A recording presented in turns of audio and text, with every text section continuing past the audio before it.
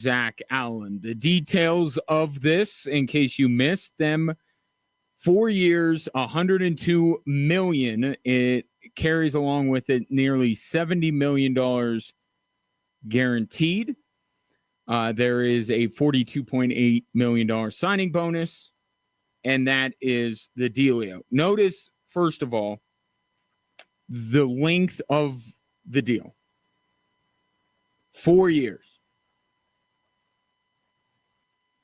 When you have a rookie quarterback that you believe in, this is the stuff that you do. Right? You don't even really think too long and hard about it.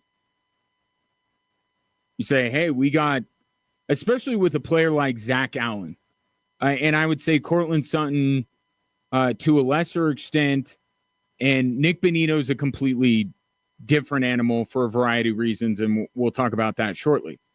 But when you have a player of Zach Allen's age, of Courtland Sutton's age, and you have them with a rookie quarterback, you can hand out these contracts,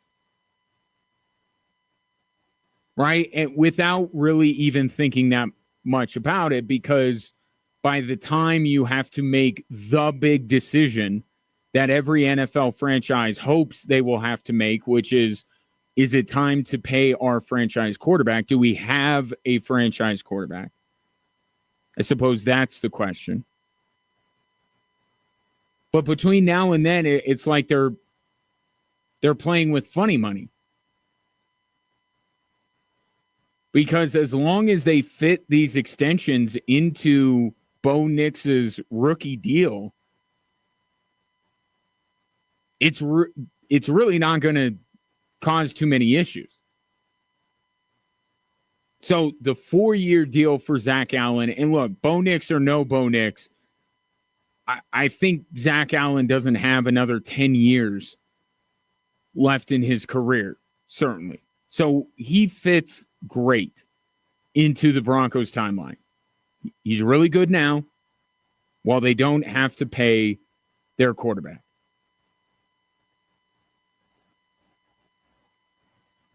So here's Sean Payton bringing up a very good point on why they decided to pay Zach Allen.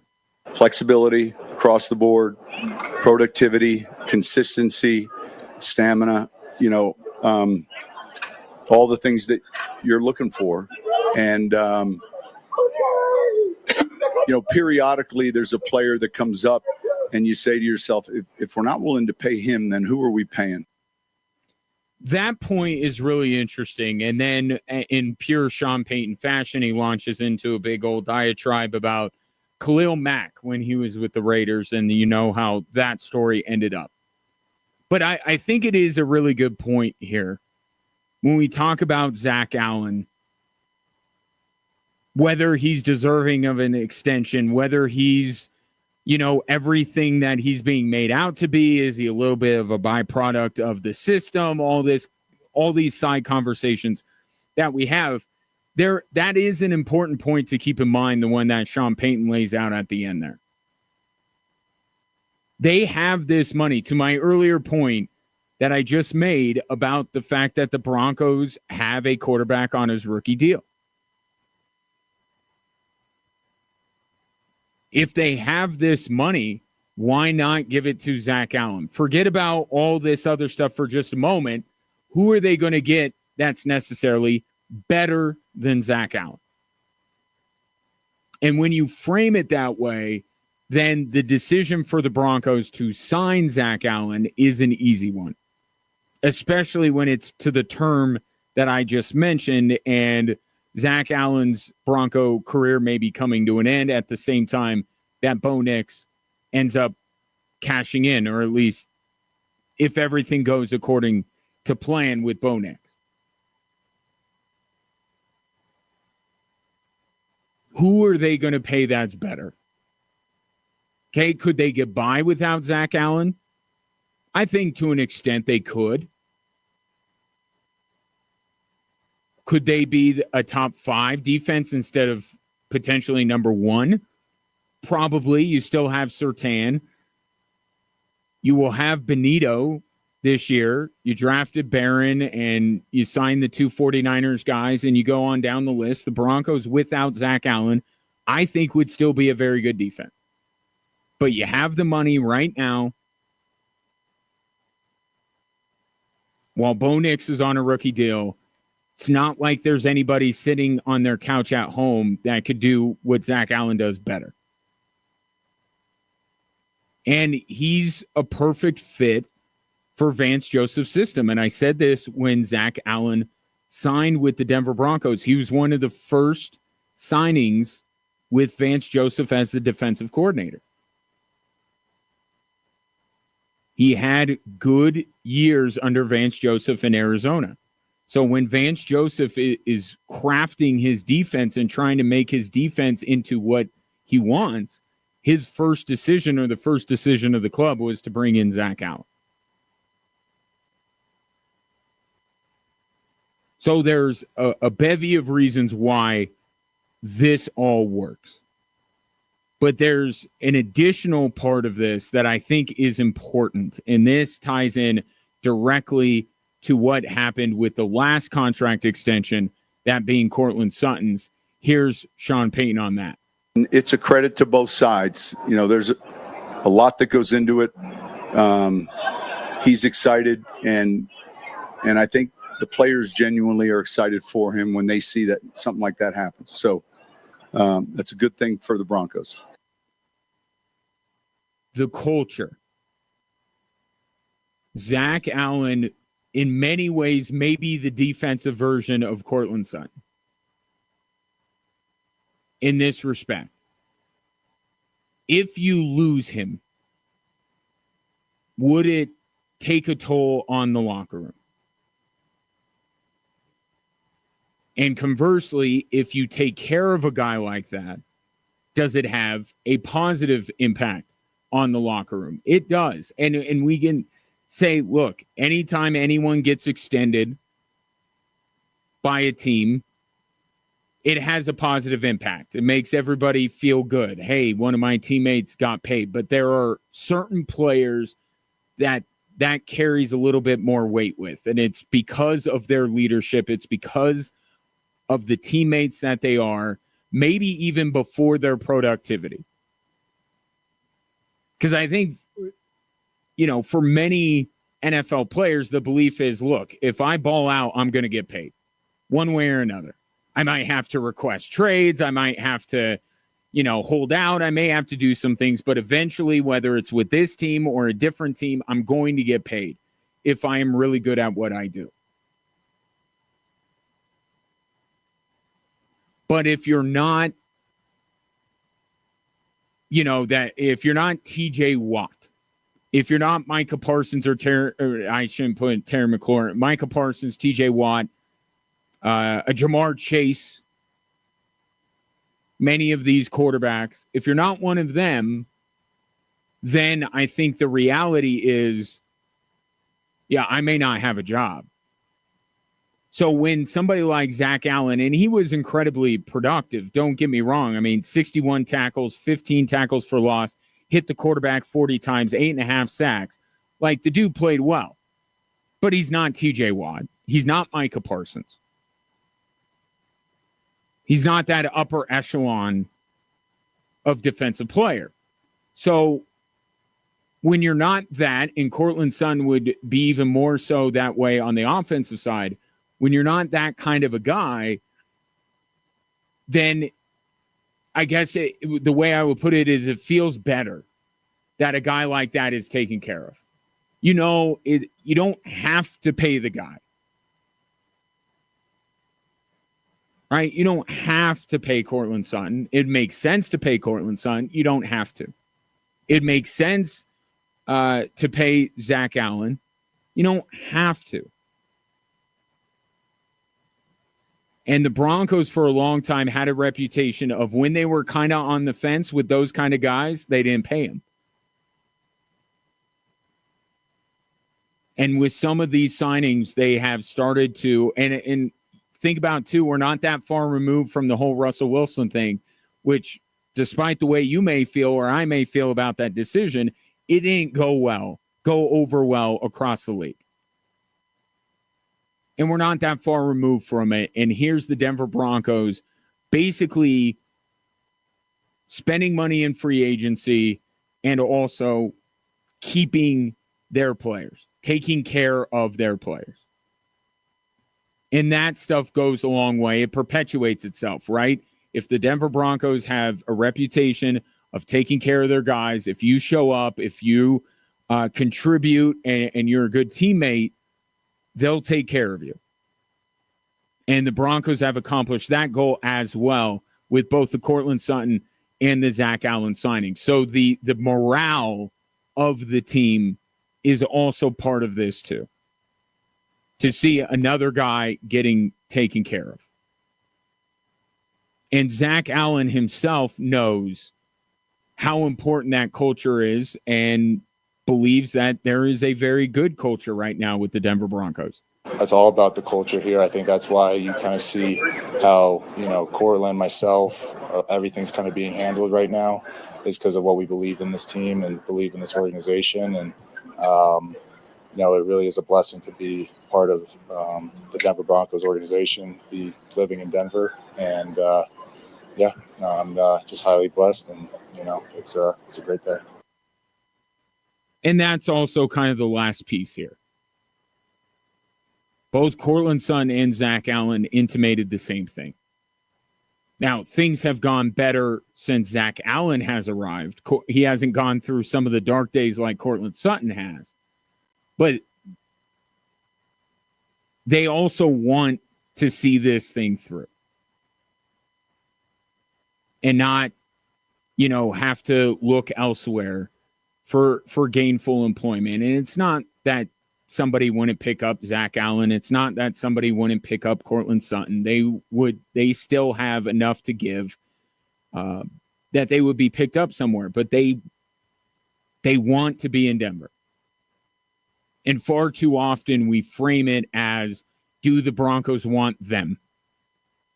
Does the team want this player? And we don't talk enough about, do the guys that are signing the extensions, did TJ Watt even want to be in Pittsburgh?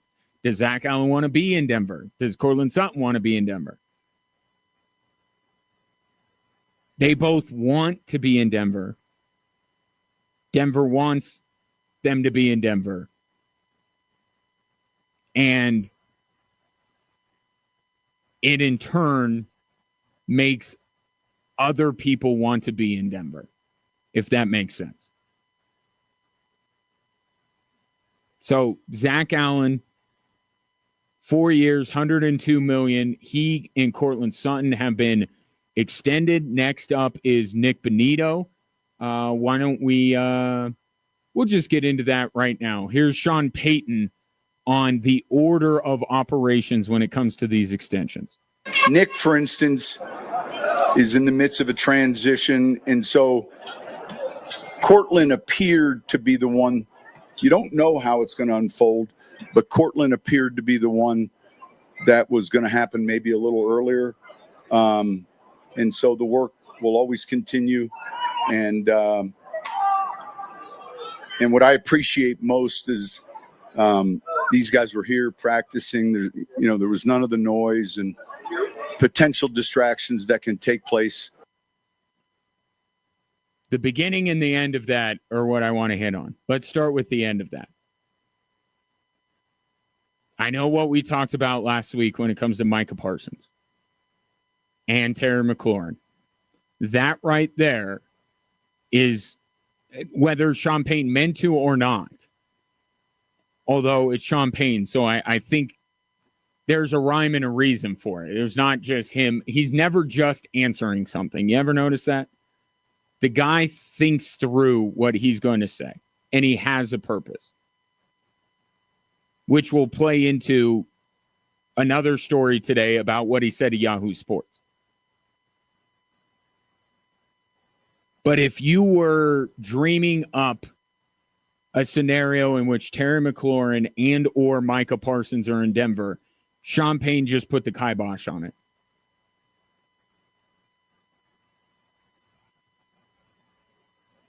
Cortland Sutton and Zach Allen are here, and there's zero chance Terry McLaurin and Micah Parsons will be here because of that last part.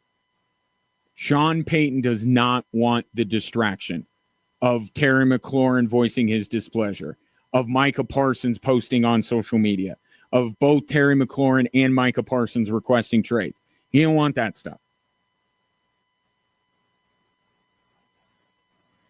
And if Micah Parsons and Terry McLaurin did it in Dallas and Washington, there's a decent chance that that could come up again while they're in Denver. And Sean Payton doesn't want any part of that. So I think part of why he said what he said was perhaps because of some of the conversation, particularly surrounding Micah Parsons. Yeah, Broncos aren't. Sean Payton, I should say, not super interested in bringing Micah Parsons over because Micah Parsons talks a lot. But the first part, Nick Bonitto, the transition he's talking about is that with Cortland Sutton and Zach Allen, they're not going past the rookie quarterback or rookie contract threshold. Right? I think that's the transition he's talking about. Nick Bonitto is going from being on a rookie deal to being handsomely compensated. That is a big jump. Whereas with Allen and Cortland Sutton, there's always already some framework in place. There's already kind of a dollar amount. Those are just easier because you're tacking on to an already existing veteran contract. With Nick Bonitto, his status in the NFL is elevating, not just because of what he's doing on the field, but because of his contract now.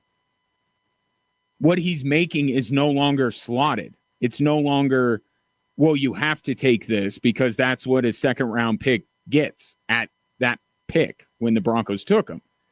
Now it's you open it up. It's free market. You got to take in different factors. And there's more of a negotiation there. Sutton and Allen, it's just, do we like what's going on here? Yes, both sides do. All right, we're going to essentially take what you're already making and just extend it out. Maybe a bump here and there, maybe an escalator, but it's essentially taking what Cortland Sutton and Zach Allen were already making and extending it out. With Nick Bonitto, he's jumping up to a different tax bracket in terms of the NFL. So that's the transition I think Sean Payton is talking about and why he thought that Nick Bonitto's deal would be the last one to get done. But it doesn't seem like there's much worry from Sean Payton that a deal won't get done. It's just the order of operations, what's easier to get done, and the Broncos have knocked out two of the easier ones, and now maybe it's Nick Bonitto, and this is the biggest one. Nick Bonitto's contract is the bigger one, is the more consequential one. It will be way more lucrative than Nick Bonitto's last contract was.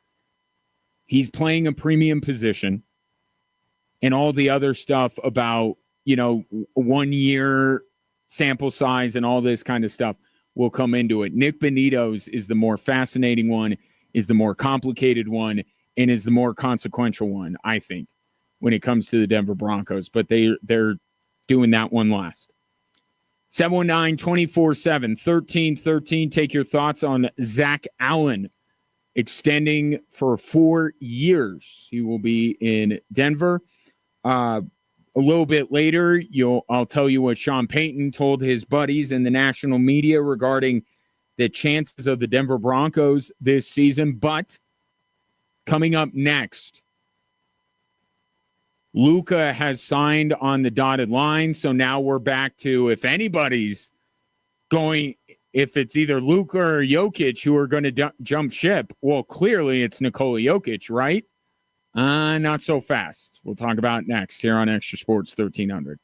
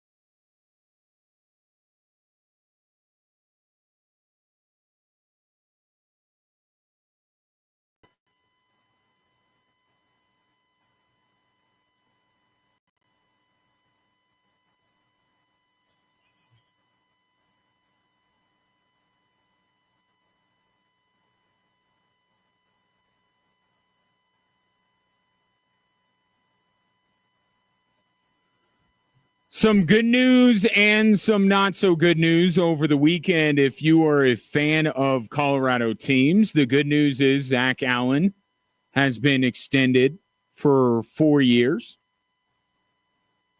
The not so good news is that Luka is committed to the LA Lakers, at least for now. 3-year, $165 million extension was signed by Luka over the weekend with the LA Lakers, and he celebrated by going to a Backstreet Boys concert, as we all would in that situation. Now, I'm more of an NSYNC guy, but definitely would go to a boy band concert after signing a 3-year, $165 million contract. And you can't call me on that because I've never signed one of those, so you don't know that I wouldn't do that. So here's the thing. And it's good to see the Laker-Nugget rivalry still going on, even though Michael Malone is no longer a part of the Denver Nuggets to stoke the flames. Because now the thought process is, well, now Luka and Jokic in LA is back on. Luka's committed. Not only did he sign this deal, but now he opens up the opportunity to sign a 5-year, $417 million contract in 2028. Of course, he's staying in LA long term. Juxtapose that with the fact that Nikola Jokic did not sign any kind of extension this summer. And it's got Laker fans once again dreaming and photoshopping all weekend. Here's the thing. Luka signing this contract sets him up to get a supermax from the Lakers or a more lucrative deal because the salary cap's going up and all that kind of stuff. So it's in his best financial interest to lock down now. Also, it's saying, you know what? I'll give it a go with LeBron. Right? And I never expected Luka to this summer go, I don't want to be here. All this does is move the timeline back a little bit.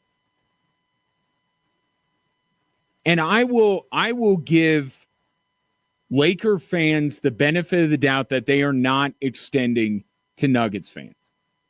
Is it more probable than not that Luka Doncic remains a Laker long term? Yes, of course it is.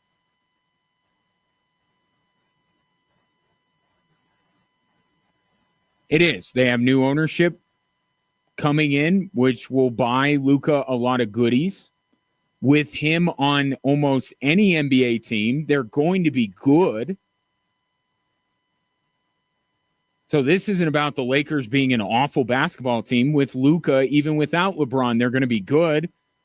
Look at what Luka has done with the Mavericks.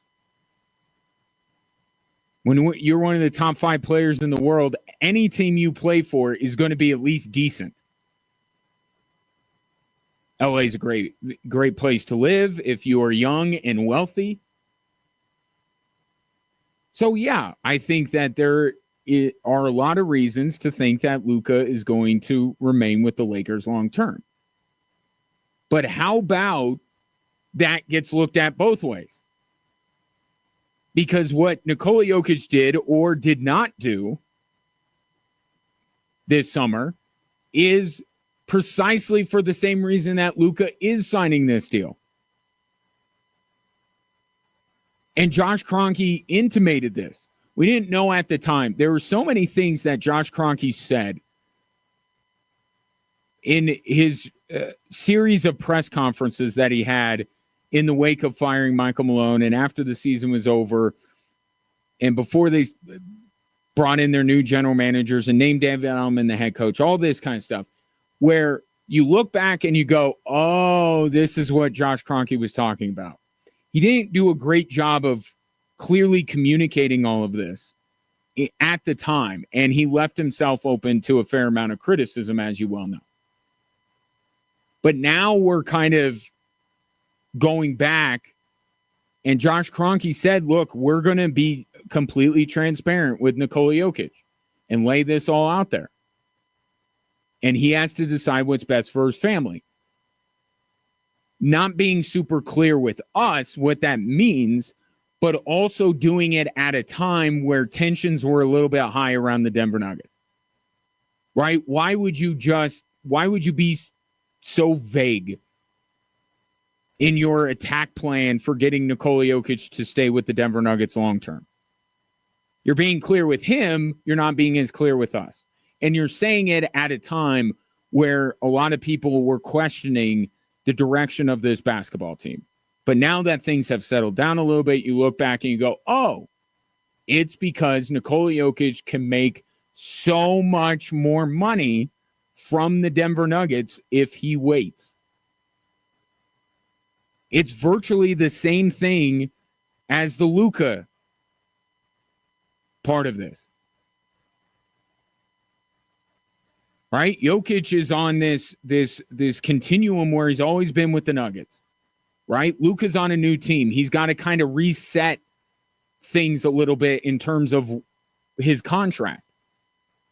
With Jokic, it's just they drafted him and all the rules that are in place. He can sign this at this time, and it's kind of a assembly line in a way. It's okay, this is the next thing. With Luka, he's got to kind of start his career, at least in terms of his contract situation, over again with the LA Lakers. But they're doing both of these things for the same reason.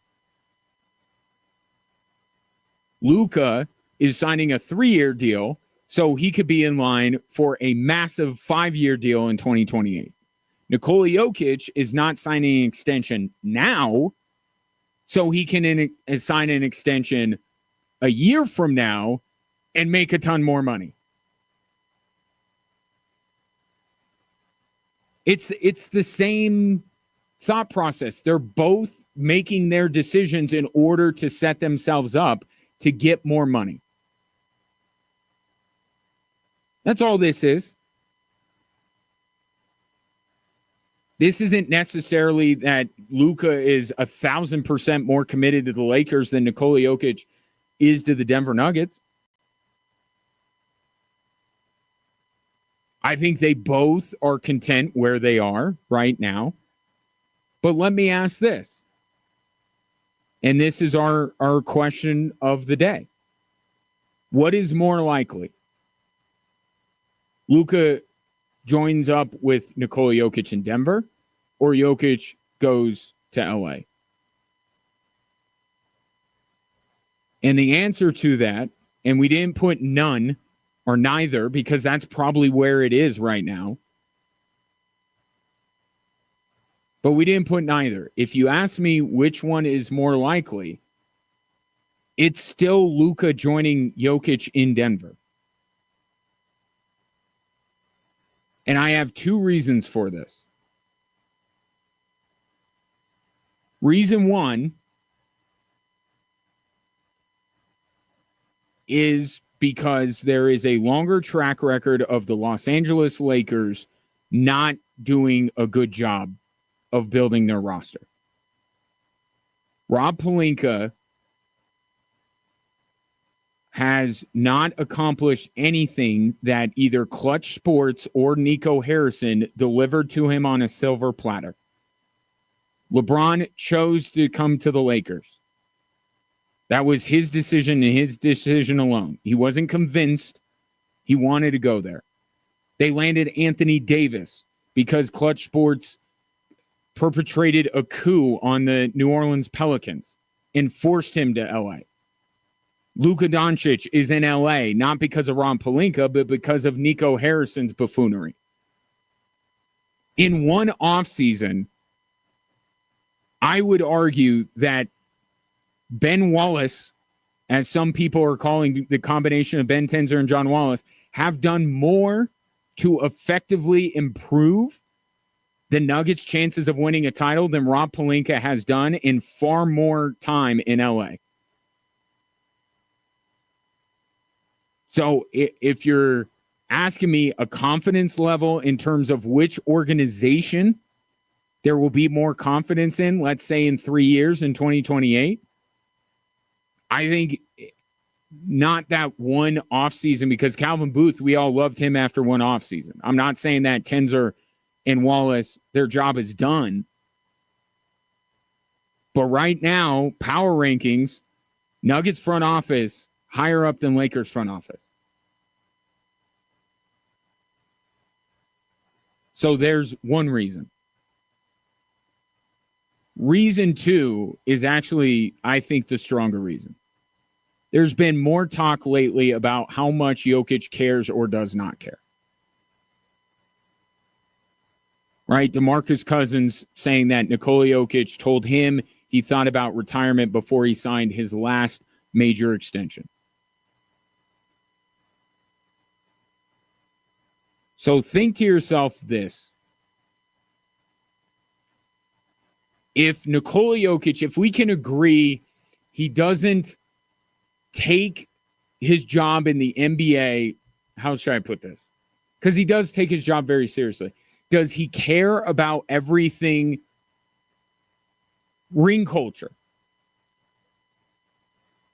You know, you have Giannis right now, Shams Charania reporting today that nothing is set in stone with Giannis staying in Milwaukee.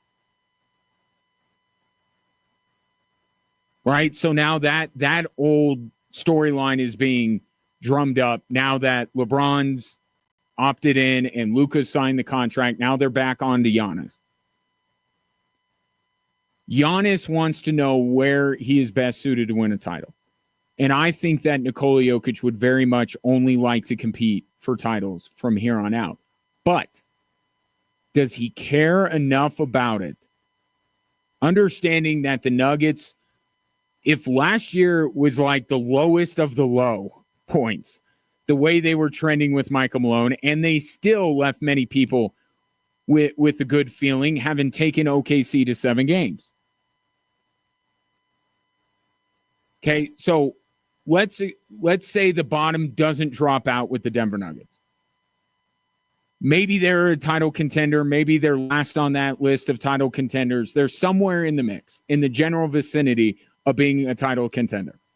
Does Nikola Jokic care so much about chasing another ring and going to the absolute best place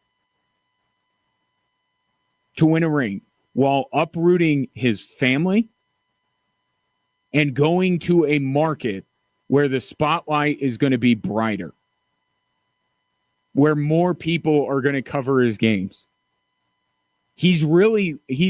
I've said this before, Nikola Jokic is the perfect superstar for Colorado.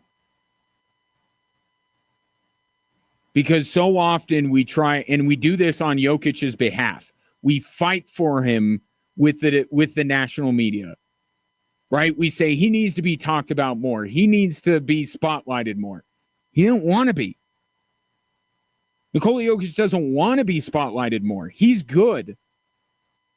So you're telling me that Nikola Jokic, a guy that has been painted as someone who just punches a clock and this is a 9-to-5 job, is now going to leave the only NBA city he has ever known, the only American city that his family has ever known living in, and he's going to move to a more hectic, a busier city with a brighter spotlight where his obligations are probably going to be greater. And he's going to be talked about all the time, nationally and locally. That guy's going to, Nikola Jokic, everything you know, he's going to want to go to LA. He's going to want to play for the Lakers. He's going to want questions about, Kareem, Wilt, Shaq, Jokic. No. He's not going to. He will either be in Denver or he'll be in that valley that DeMarcus Cousins was describing last week. Those are the only two places. Nikola Jokic has said he wants to be the Tim Duncan of the Denver Nuggets, meaning he will play his entire career with one team.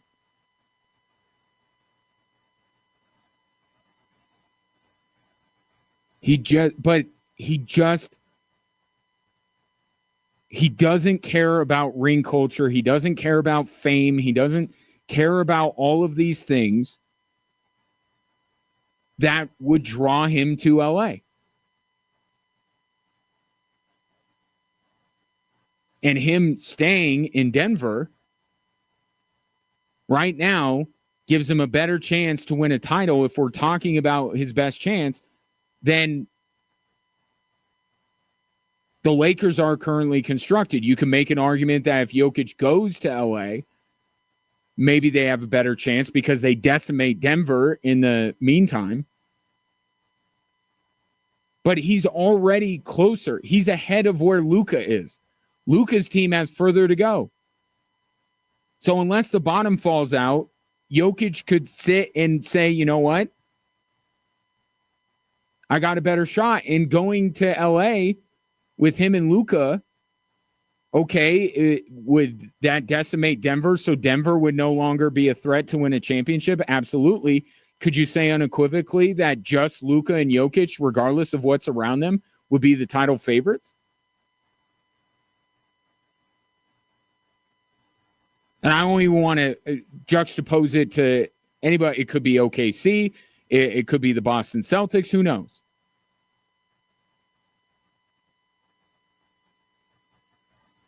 But do you think Nikola Jokic is going to pull a Carmelo Anthony? That he's going to put himself in the same situation Carmelo did, where he's being asked every single day about his future? That he's going to go to the front office and demand that he gets traded, and not only demand that he gets traded, but demand he gets traded to one city like Carmelo did? Do you see Nikola Jokic doing that? I don't. So if you don't, forget the basketball of it all, just personality-wise, what makes more sense? That Luka would leave a place that he's barely been yet.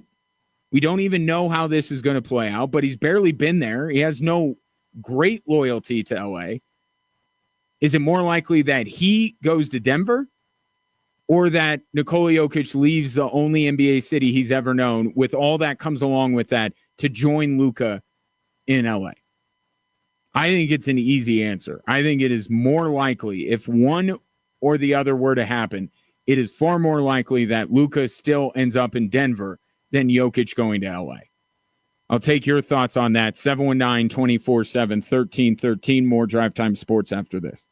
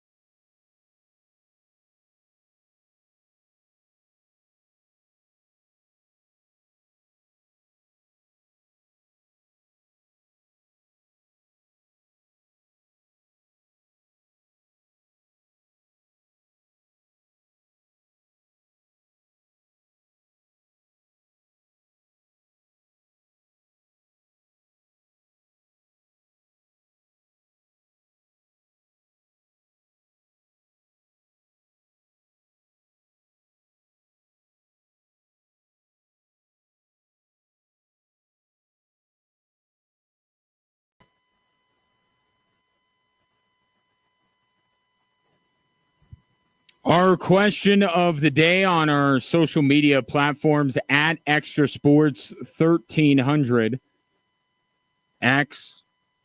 Specifically, the poll is up. I believe it's on Instagram as well. Is it more likely that Luka joins Jokic in Denver or Nikola Jokic goes to LA to play with Luka? Right now, the voting is split 50-50.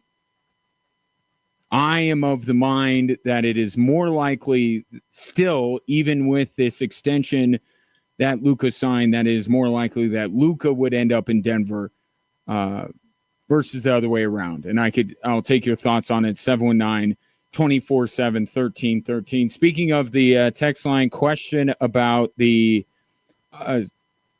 song on my intro, it is Bell Bottoms by the John Spencer Blues Explosion. It was on the movie Baby Driver. Good movie if you haven't seen it. But that is what that is. You know that we're getting ever so much closer to college football season because the coaches poll has come out. And I'm certainly one that, feels like a lot of coaches have kind of tunnel vision, right? Are they really following everyone in the country the way that national media does? I don't think so. I think a lot of coaches do delegate this to sports information people. I think that happens a lot, but I just prefer the AP poll over the coaches poll. Just generally. But it does mean that we are one step closer to college football season, and it has presented some interesting things, specifically with Air Force. So, and this is just anecdotal. I don't know if this is the case. It seems like there are more teams getting votes in the coaches poll than ever. And I think that's because we're talking outside of the top, I don't know, what do you want? 5, 6? This year, probably outside the top 5. So the top 5 is Texas, Ohio State, Penn State, Georgia, Notre Dame. And I think I was a year early on Cade Klubnik, and I think that Clemson's going to be good this year. But we know they have had their problems. Okay, so there's still a ruling class of teams. It's not to say that everybody in this poll is built equal. But I think after you get past maybe Notre Dame at 5, maybe even the top 10, now you're starting to go, well, I can make a case for this team. I can make a case for that team. And you just go on down, especially when you get to 20 and below. And I think that's what the transfer portal NIL has done, is it doesn't mean that everybody has a legitimate shot at a title. It's not leveling the playing field in terms of winning a title, but to some extent it levels the playing field in terms of everybody else. There are a lot of teams where you can like what they did in the transfer portal. There are teams you can knock because of what they lost in the transfer portal. And it's also created more chaos. I think this also shows quite a bit of indecisiveness. Like, maybe this team, maybe that team. But my biggest takeaway, even though I like the AP poll better, I'm not saying that this is completely ignorant. And I think a lot of the teams, I don't have any problem with most of these rankings. But what was interesting to me is that Air Force, I've been talking about how I believe this team is going to bounce back. That doesn't mean that their schedule is particularly easy. They have 4 teams on their schedule who are at least receiving votes, including the 2 other service academies. Army and Navy both got votes for the top 25. Air Force did not. Plus, you throw in number 25 Boise State and UNLV, who received votes. Air Force, if these are an accurate representation of who the top 30, 40 teams in America are, Air Force has more on their schedule than CSU does. Which, because CSU will look to go and get a payday game every year, it does seem to me like CSU in the non-conference, because Air Force has the service academies locked in, that CSU has a chance to have a more difficult schedule. CSU only has 3. Air Force has 4. So as we get closer to the season kicking off, a lot has changed in the battle for the CIC trophy. First, it was Army under Jeff Monken that elevated. It was Air Force running it for largely uninterrupted for a while. Then Jeff Monken got Army to elevate.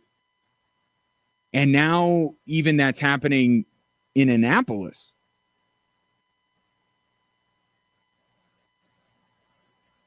So the Mountain West is going to be difficult for Air Force, to get to a Mountain West title game.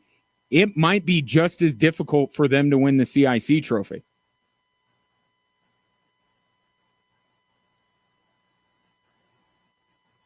And that hasn't always been the case. It's usually always the Mountain West, the conference, is the more daunting task.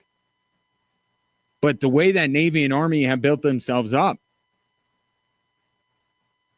again, to get into the Mountain West title game versus winning the CIC trophy, it may be just as difficult.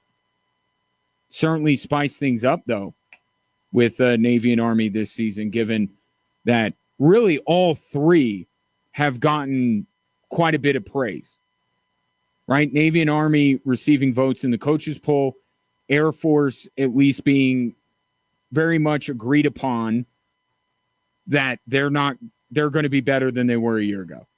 So all 3 teams are looking up this season. Air Force's football season kicks off last of this month at home against Bucknell. AFtickets.com, by the way. Get your tickets for that one. Coming up next, back to the NFL. Sean Payton, as he tends to do, gave some juicy quotes to a member of the national media mentioning 2 words.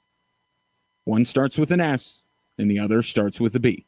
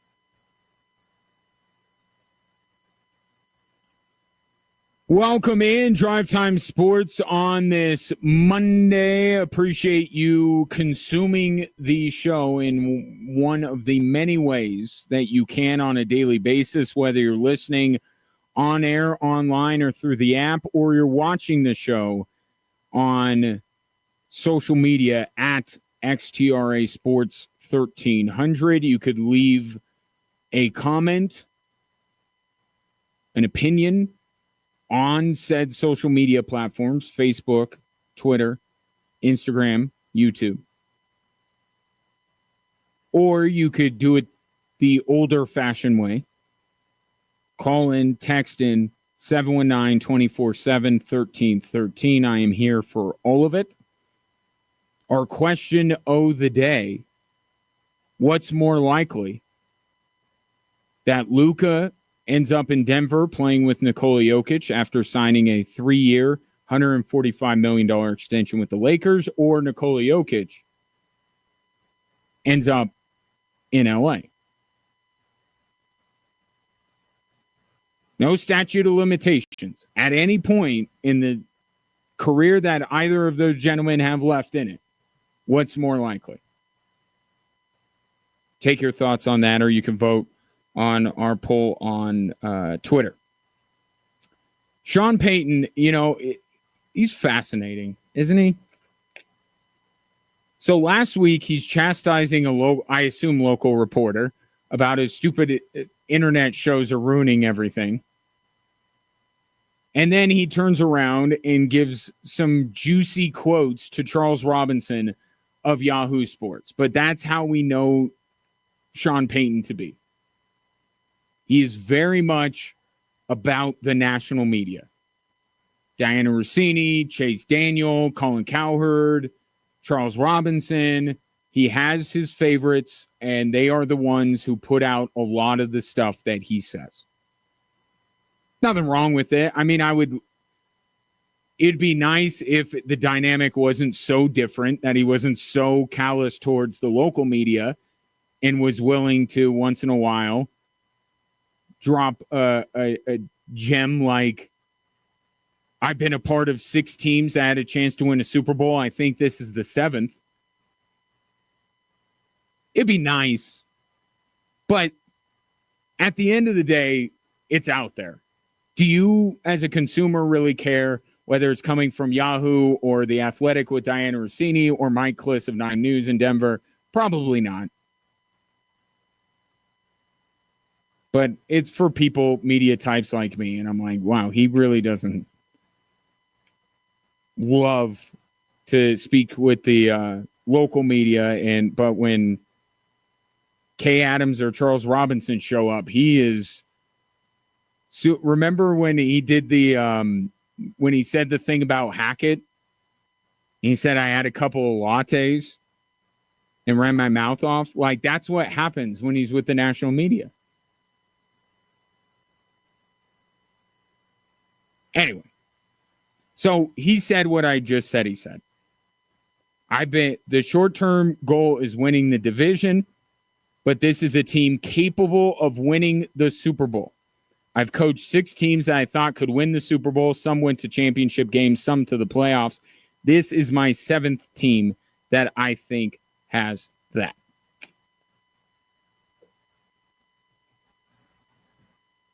So, let's follow this thread. He believes that the Broncos can win a Super Bowl.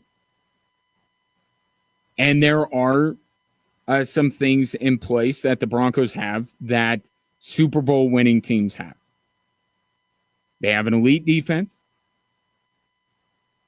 And I talked about this last week. Probably got to be in the top 10 defensively. They have that. They have a good offensive line, and we know they have good coaching. Right? Those aren't the only 3 things you need, but I think any objective observer can at least give the Broncos defense, offensive line, and coaching staff their flowers and say, yes, all those 3 things are good.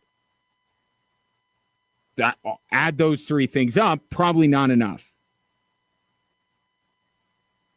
But all three things are common traits with Super Bowl teams. At least two of the three. So he does have that.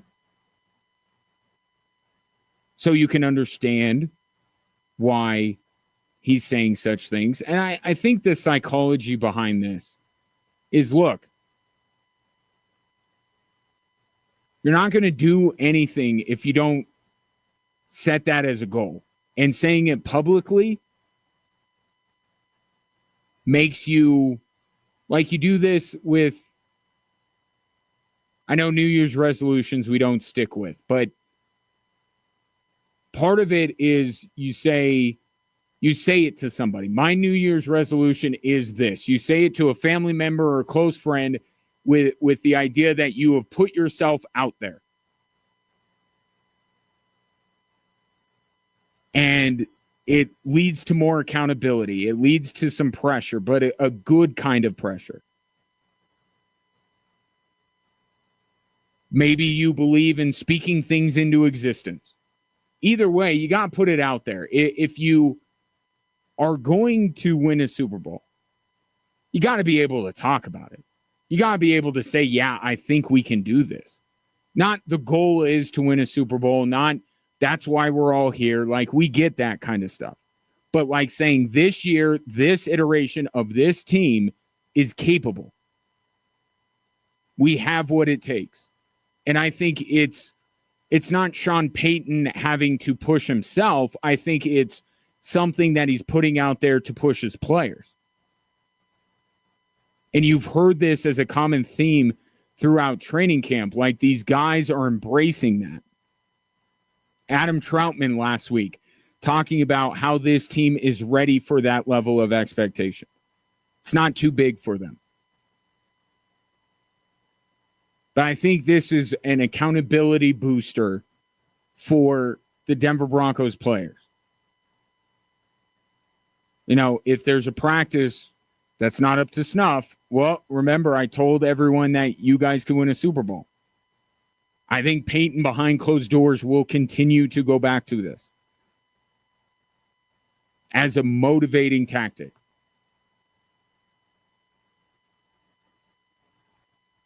So I have no problem with it. Saying they're capable. They do check a lot of boxes. They have a coach who has done it before. He does know what it looks like. And whether you think the Broncos can or can't, they got to believe they can before you believe they can. Right? And they're the ones that have to believe it more than you. So I get all of this. But let's talk about how feasible this is, how capable they are. Okay, let's actually start with the first piece to that puzzle, which is winning the division. They would like to win the division. Okay? There's been 1 year in the Mahomes era where the Chiefs have won fewer than 12 games to win the division. Right? Because there's a difference between, hey, we beat Kansas City and we toppled them off of their perch atop the AFC West. That's a season thing. That's not 2 games against the Chiefs. They could sweep the Chiefs and the Chiefs could still win the division. So really what that goal is, yes, along the way they probably have to beat Kansas City. At least once. But they're going to have to pick up probably 11 other wins to win the division. Okay, and you map it out. 3 of the 4 teams in the AFC South seem like pretty good bets. I'm not giving up on Jacksonville quite yet. More specifically, I'm not giving up on Trevor Lawrence quite yet. Maybe I'm the last man standing, but I'm not. So I don't think that the Jags is going to be a walkover. But they get Cam Ward in his first ever NFL game, and the Indianapolis Colts still don't know who their quarterback is. And so setting aside the road game at Houston, Another team I'm not giving up on yet. I have 3 teams: Jacksonville, San Francisco, and Houston, to all different levels. I'm not saying any of them are winning a Super Bowl, but a lot of people are like, I'm done, moving on from those 3 teams. I'm not yet. But let's say 3 of the 4. Indy, Tennessee, Jacksonville. There's 3. Okay? The 2 New York teams, I think they got a good chance of beating. They play them both. They're not true road games in either one. Okay, so there's 2 more. They beat the 2 New Jersey teams. That's 5. Now let's say they split with every team in the division, at least. They take 1 game from Kansas City, 1 from Vegas, 1 from the Chargers, which, by the way, they were not able to do that last year. Split with all 3. But let's say they do. So there's 8. So now the remaining group of games where the Broncos need 4 wins out of this group to get to 12. And that would be a number that historically would say you can win the AFC West. Cincinnati at home, Dallas at home, Green Bay at home, at Houston, at Washington, or they need to do more than just split with the team in their division. Can you come up with 4 wins out of that group? Because that gets them to 12. The 2 that I have taken off the table are the 2 games that they play against Super Bowl teams from last year. At Philly and at Kansas City on Christmas. I have written off. Maybe you don't agree. I'm doing that. So can they get 4 wins by either sweeping Vegas, sweeping the Chargers, beating Jaden Daniels in Washington on a Monday night, going into Houston and beating the Texans, or some combination of the 3 home games I mentioned, Cincinnati, Dallas, and Green Bay. All 3 teams with fairly lofty expectations. At least playoff expectations.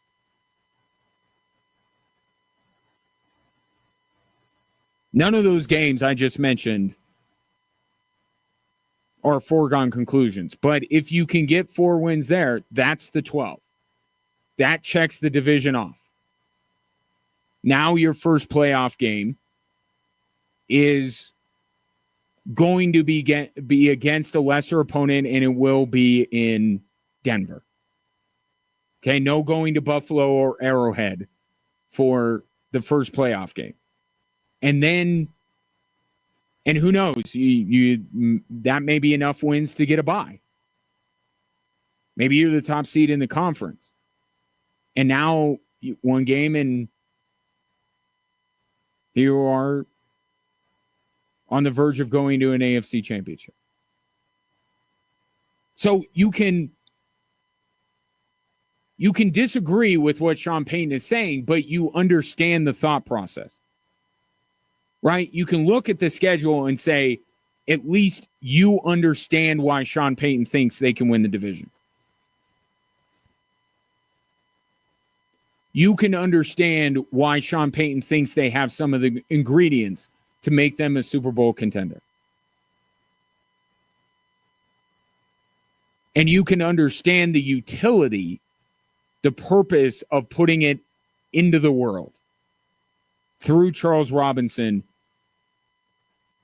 of Yahoo Sports, that you believe they are capable.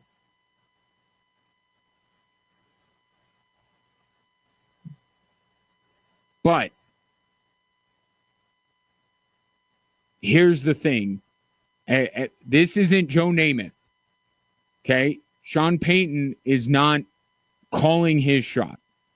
I'll take a break and bring that audio to you. Why what Sean Payton said is actually not a massive deal. And the one thing that he thinks they have that I'm not so sure about because his quote about Bo Nix is maybe more eye-popping than his quote about the Super Bowl. That's next here on Extra Sports 1300.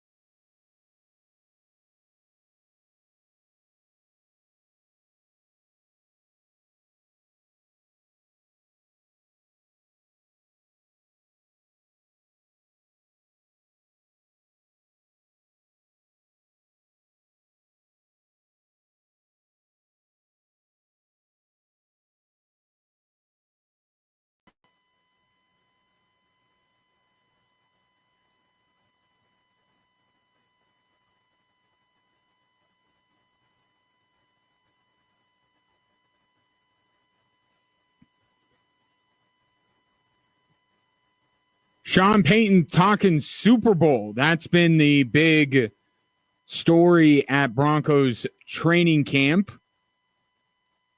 And Charles Robinson of Yahoo Sports interviewed Sean Payton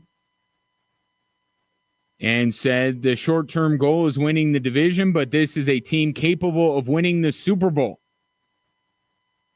I don't even think that's the most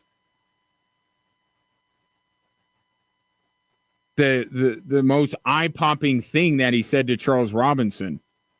Everyone's seizing on that because that's the ultimate goal, but I think the thing that is more eye-popping to me is what he said about Bo Nix. First, before I get to that, let me play you some audio from Sean Payton today when he was asked about these quotes and why I don't think it's actually him putting himself so as far out there as people think he is by the fact that he's talking about the Super Bowl. Take a listen to this. Obviously, it has to start with quarterback. It has to start with defense. It has to start with offensive line. Like there's certain things that if they're not on point, it's hard to make a statement like that. But when you look at some of these critical factors, and look, I told him that, and I was. Now, that just means you have a chance, and then I would say most importantly, ownership, because there's 20 that each year have hope and dreams, and they're dysfunctional at the top. And that is a great point because everything happening other than the NFLPA's grievance about guaranteed contracts. And as far as Sean Payton's concerned, I don't know that Sean Payton cares a lot about that.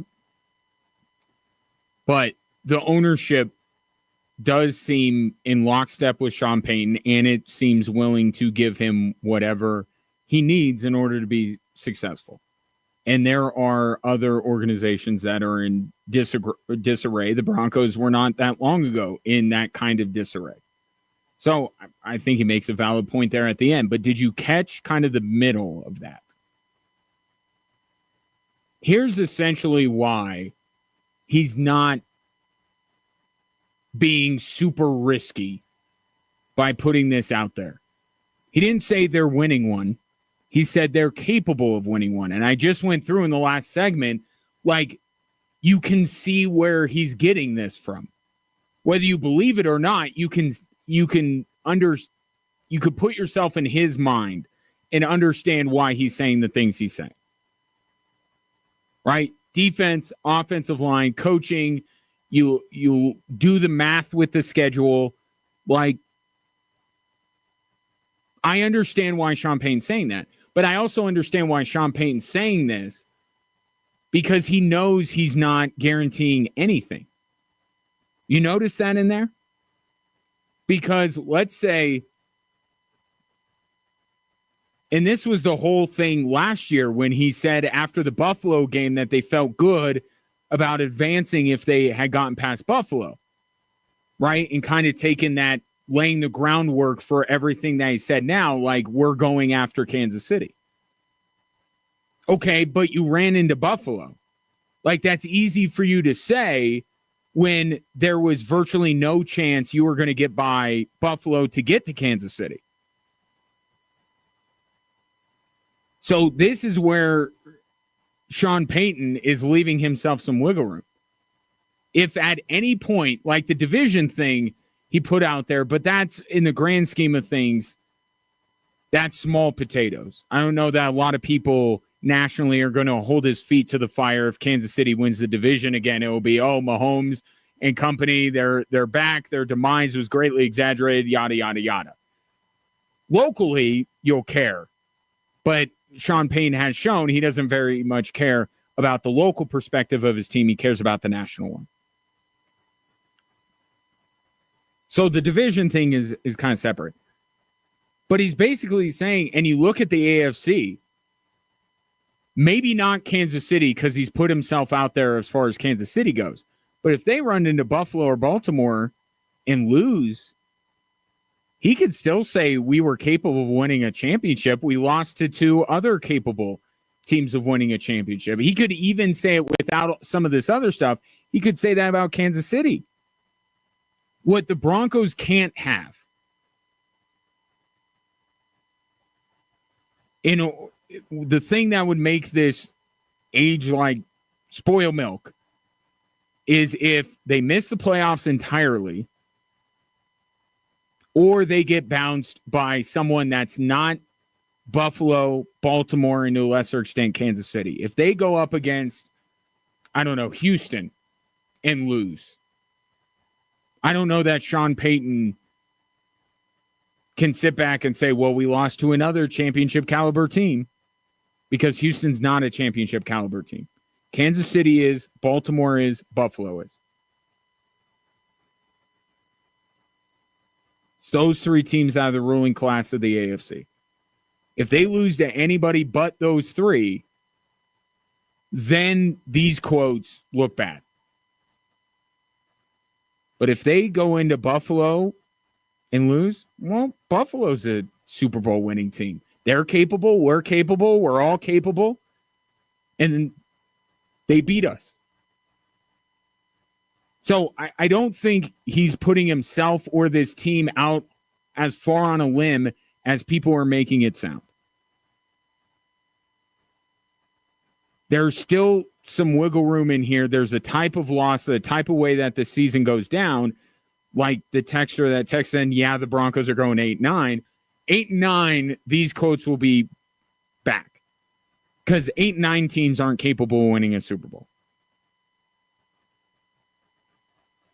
I think this is Sean Payton saying we're at least going to make the playoffs. Like I would say if you gave him true serum, the idea that they'll miss the playoffs does not even enter his mind. But it's how they set themselves up once the playoffs begin, and that's why the division, he keeps going back to it, is because if you do that, then you put yourself in a much better position and you have a chance to get further than you did the previous year. And once you go up against Baltimore, Kansas City, or Buffalo, then you have an easy out. Modern day dynasty or two of the best quarterbacks in the game. Well, three with Mahomes, but there's no shame in losing to Buffalo, Baltimore, or Kansas City in the playoffs. There would be if it's Houston, Chargers, Steelers, any other team. So he's putting himself out there a little bit. He's putting this team out there a little bit. But I don't think he's not pulling a Joe Namath. He's not pulling a Rasheed Wallace. He's not calling a shot. I think the quote that is more interesting, and it plays into all of this. We can talk about the offensive line. We could talk about the defense, Super Bowl caliber, all of this kind of stuff. It very much hinges on the play of his quarterback. And when I read you this quote, you'll understand why it feeds into him saying they're capable of a Super Bowl.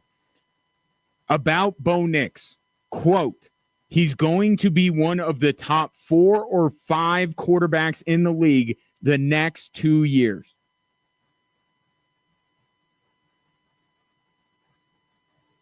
That should be the headline, not the Super Bowl thing. People have been talking about the Broncos talking about the Super Bowl for weeks. How about him saying Bo Nix is going to be one of the 4 or 5 best quarterbacks in the world in the next 2 years?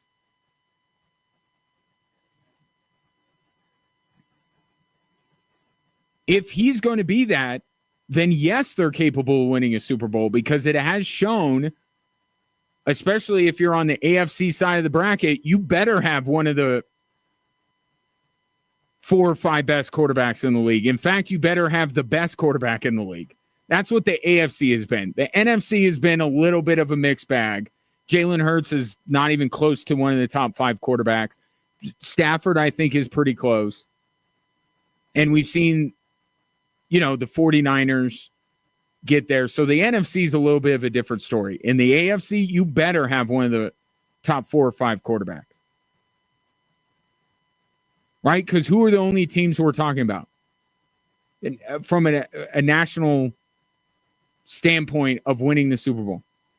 Mahomes' team, Lamar Jackson's team, Josh Allen's team, and maybe if you want to be a little bit against the grain, Joe Burrow's team.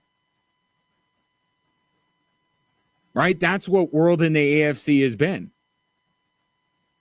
You better have Mahomes, and if you don't have Mahomes, you can have Joe Burrow. And then I think most people still believe that Lamar Jackson or Josh Allen are capable of winning a Super Bowl. So if Bo Nix is one of the 4 or 5 best quarterbacks in the league, then yeah, they have a real chance of winning a Super Bowl. Do you think he's getting there?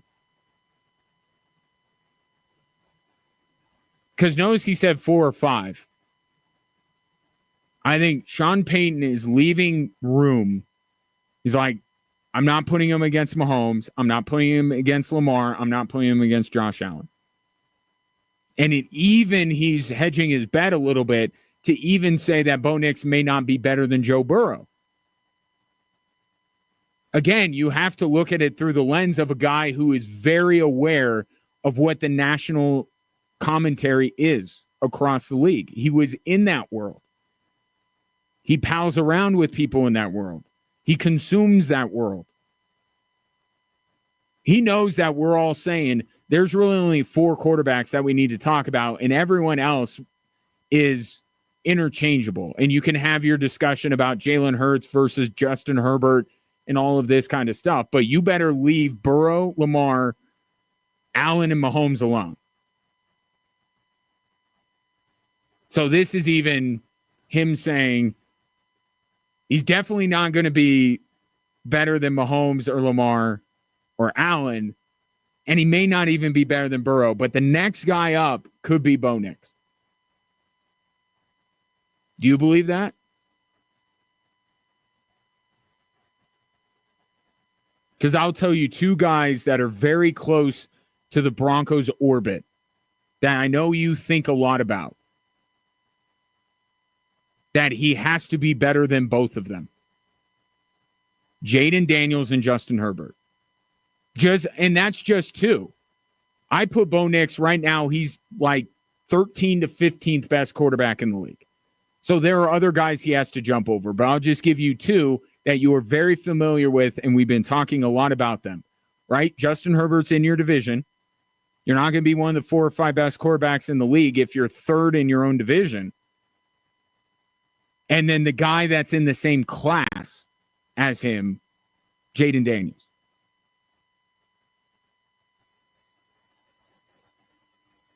He's got to clear Joe. It's kind of like I've been talking about the Denver Broncos and their chances of winning the division. Like, talk to me when they beat the Chargers. And then we'll talk about winning the division. They were swept by LA last year. And in those 2 games, there was no doubt who the better quarterback was. So if the Chiefs and Mahomes are this final boss, the guy right before it is Justin Herbert and the Chargers. Broncos got to get through them first. Bo Nix, if he's going to be one of the top 5 quarterbacks, forget about those 4 and Jaden Daniels for now. Can he be the 2nd best quarterback in his own division? Because if he's not, and he's not perceived that way, as long as people think Justin Herbert is better than Bo Nix, there's no way Bo Nix is going to be in that conversation. And then if he is better than Justin Herbert, then we can talk about that freak in Washington and whether Bo Nix is better than him. That's the loftier expectation. That's the more eye-popping quote. Not the Super Bowl stuff. He's left himself quite a bit of there's no wiggle room here. I guess there's only 2 pieces of wiggle room. 4 or 5. So if he's 5, it's okay. And the next 2 years is the other wiggle room that he's in. But he's saying Bo Nix is going to be one of the 5 best quarterbacks before he gets his extension. He's going to be that before. I'll take your thoughts on that at 719-247-1313. More Drive Time Sports after this.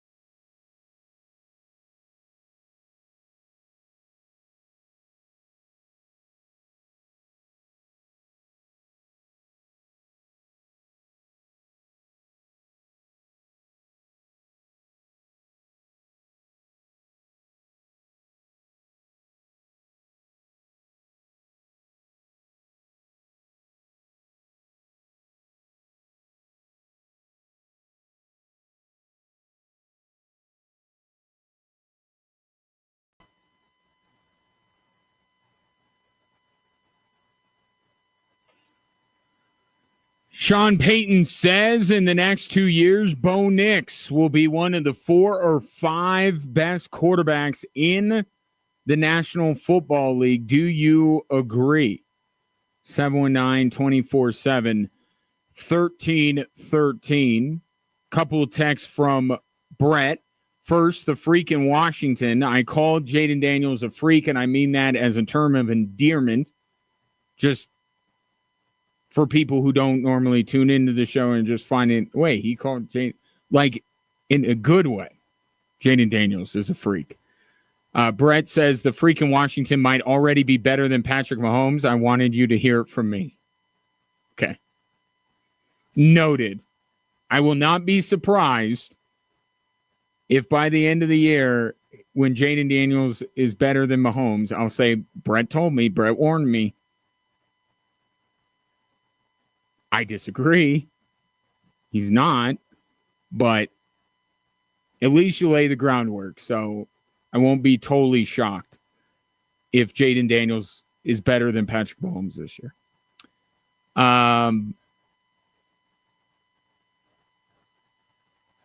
Says, adds Broncos versus Kansas City.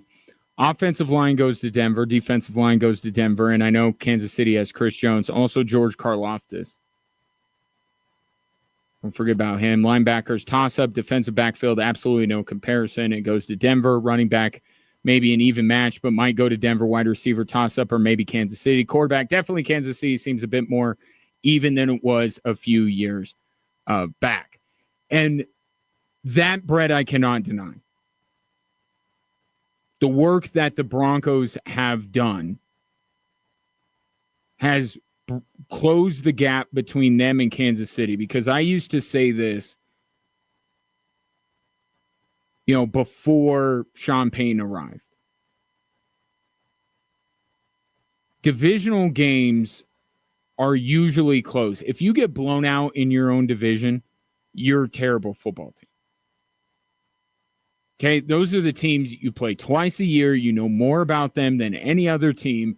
It should almost always be a close game. If you get blown out in your own division, then you need to look at yourself in the mirror. And that's the point I kept driving home with the Denver Broncos over the years. Oh, they nearly got Kansas City. Drew Lock nearly beat them. Yeah, all division games are pretty close. But really watch and see if at any point you really felt like the Broncos were going to beat the Chiefs. Now they're close, but there's the actual thought of Denver could win this game. Like, they're closer to one another, I'll say, than when the Broncos won the Super Bowl, that was two ships passing each other. That was the Broncos on their way out as the dominant team in the AFC West, and it was the Kansas City Chiefs entering as that. And at no point, even before Mahomes got there, at no point from the moment Peyton Manning retired till now, or till this year, maybe last year a little bit, before Sean Payton arrived, let's take that group. At no point in there, certainly, was there a feeling that the Broncos were actually close to the level that Kansas City was on. And even though the scoreline said 7-10 points, you just look at the games and Kansas City was in complete control the whole time. Now it has started to get to the point in last year's game in Kansas City is everything you need to know. Now, I would say that Kansas City controlled most of that football game, but really what the lasting memory was a block kick. That would have, if that had not been blocked, it would be a different story. Right? That closeness, that margin does signify that the Broncos are closer to Kansas City than they've ever been. However, These aren't my lists. These are lists that are put out by NFL.com and ESPN and many other entities. Kansas City is still considered the better team and the better roster. For all of these boxes that Denver checks, people still say, but yeah, Kansas City's roster is better. And I'll tell you the reason for that. And I don't think you're necessarily wrong on any. I don't think you not mentioning Travis Kelce isn't, I think, an omission, because that is a big part of this. But it's Mahomes, right? Like, the Chiefs have a very good roster. You can't say that they don't. Do they have some question marks? Certainly. But they were one of the best defenses in the NFL last year.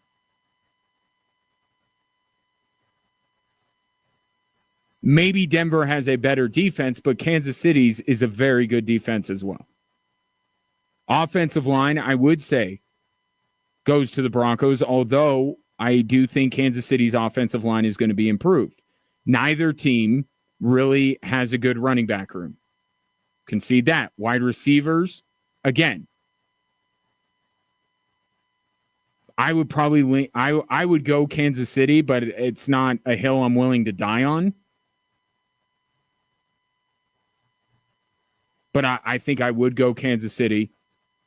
Travis Kelce makes up a lot of ground, and so does Patrick Mahomes, which is the crux of this whole conversation. That really, to take the Broncos seriously as a Super Bowl contender, especially in the AFC, they have to have what Sean Payton is saying. They have to have Bo Nix as one of the 5 best quarterbacks in the league. That's just life in the American Football Conference. You have Mahomes, you have Burrow, you have Allen, you have Lamar. If the Broncos were in the NFC, they don't need Bo Nix to be one of the 5 best quarterbacks.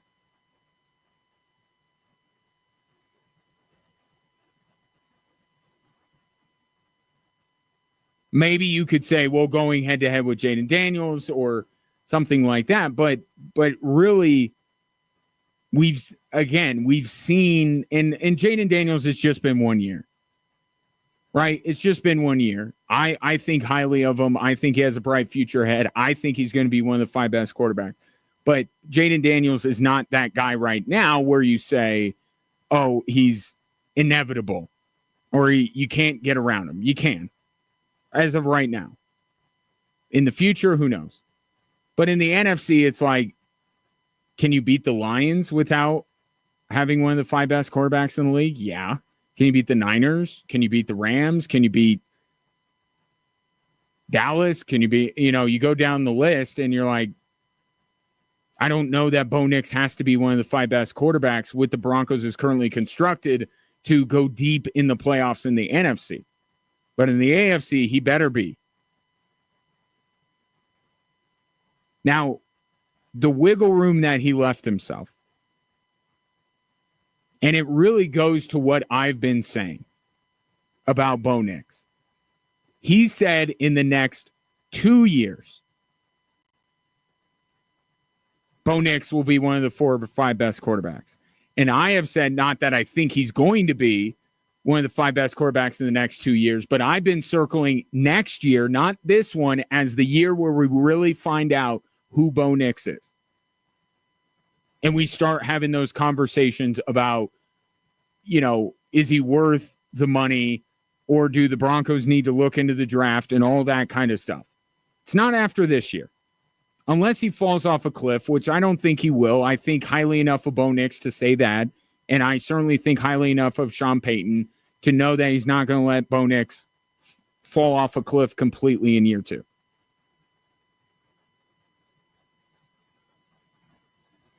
But if he's going to be one of the 5 best quarterbacks in the league, I don't think he's going to show it this year. If he ever shows it, it will be within the next 2 years, but not this one.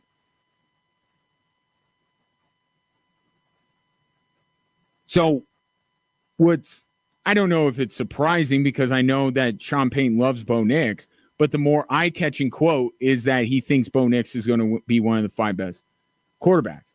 I can see why Sean Payton says that this team is capable of winning a Super Bowl, even if I disagree. With Bo Nix, I'm not on the same. I can't see it. The only thing that Sean Payton and I agree on is that there's a reality here where whatever Bo Nix is going to be, it's not this year, it's next. That's the only thing him and I agree on. I don't think at any point we're going to say Bo Nix is one of the 5 best quarterbacks in the league. But if he's top 10 at some point, that's the kind of quarterback you stick by. That's what I'm looking. Can he even crack the top 10 this year? Let alone getting in to the top 5.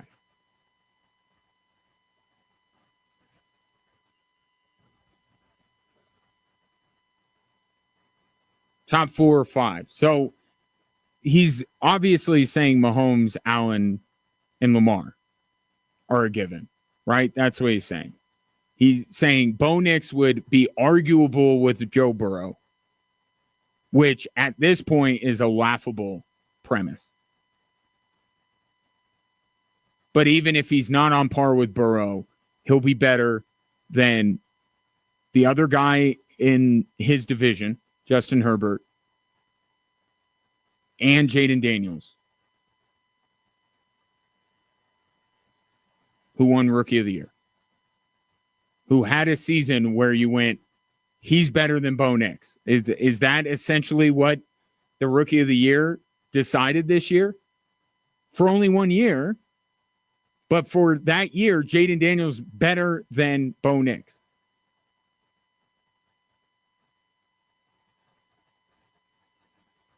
Is there not a reason to think that if you ask me which quarterback has a lower ceiling, it would be Bo Nix, not Jaden Daniels? So the fact that Sean Payton, knowing that Jaden Daniels proved he was better than Bo Nix this year by winning Rookie of the Year, is essentially saying that Bo Nix has a higher ceiling than Jaden Daniels does. Which is, again, something that I cannot quite... I try to be fair. I try to look at it and say, all right, I like the Super Bowl thing. I understand why he's saying what he's saying. This I can't get to. One of the 4 or 5 best quarterbacks in the league, when 3 spots are 1,000% taken until further notice. It's kind of threading the needle there with a lot of other quarterbacks.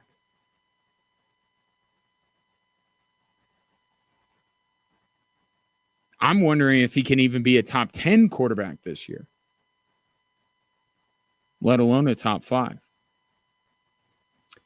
Before we take a break, this coming in from the 709, can't believe Hurts gets no respect. And I suppose I played into that because I said that Jalen Hurts is not even close to a top 5 quarterback, which I believe. People forget. You can't take away what Jalen Hurts was in this Super Bowl. What he has been in 2 Super Bowls, by the way. Jalen Hurts is a big game performer. Right? He is. But how quickly we forget how there were many times throughout the regular season last year where there were questions of whether the Philadelphia Eagles were capable of completing a forward pass. You know who Jalen Hurts is? It's not a apples to apples comparison, but it's a local comparison, and I think there are more similarities than differences. He's the he's the football version of Jamal Murray. Is he not?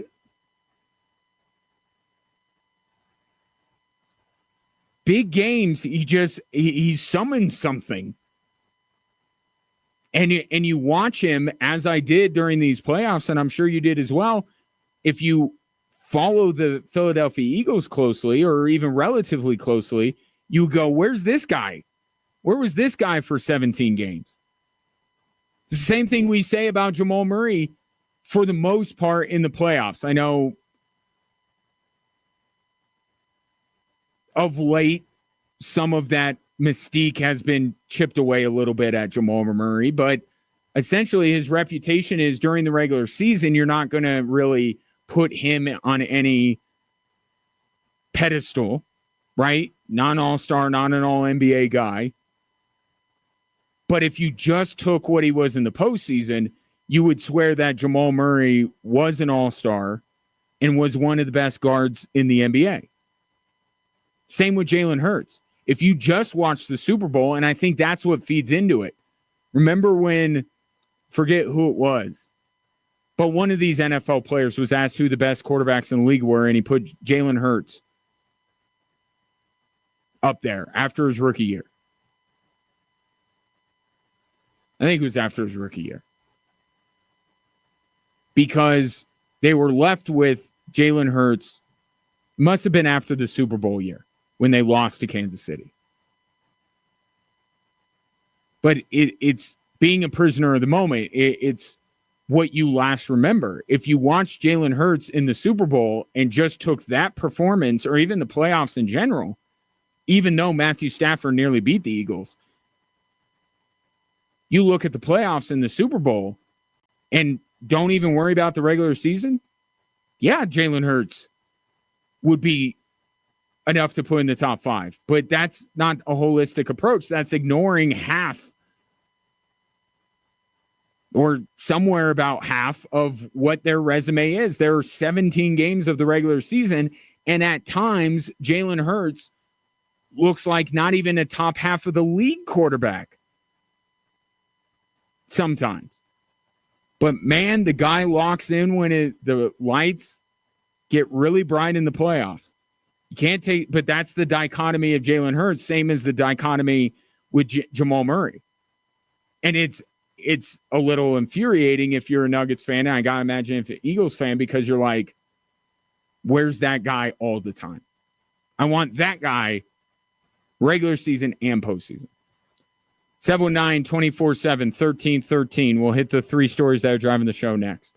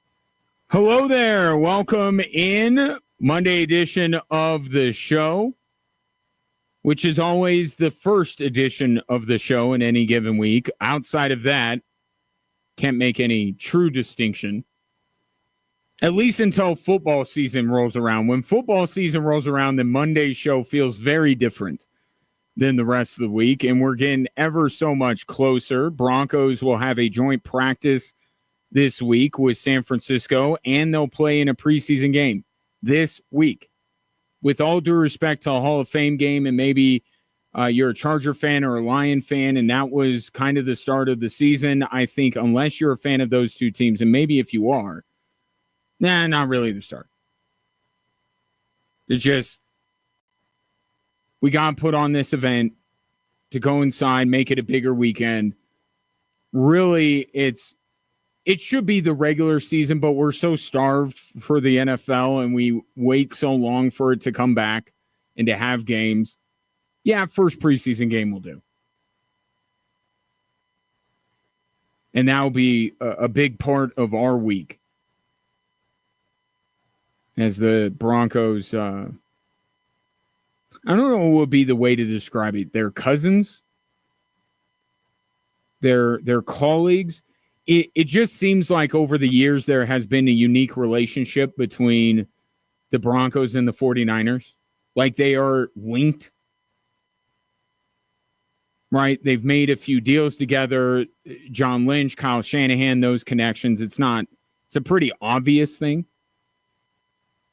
But it just seems it's a little bit different, the relationship between those two organizations as opposed to others. So, lot of Broncos and some 49ers talk this week as well, leading up to the first preseason game. But in the meantime, other things are more pressing. And for that, we turn to the three stories that are driving the show.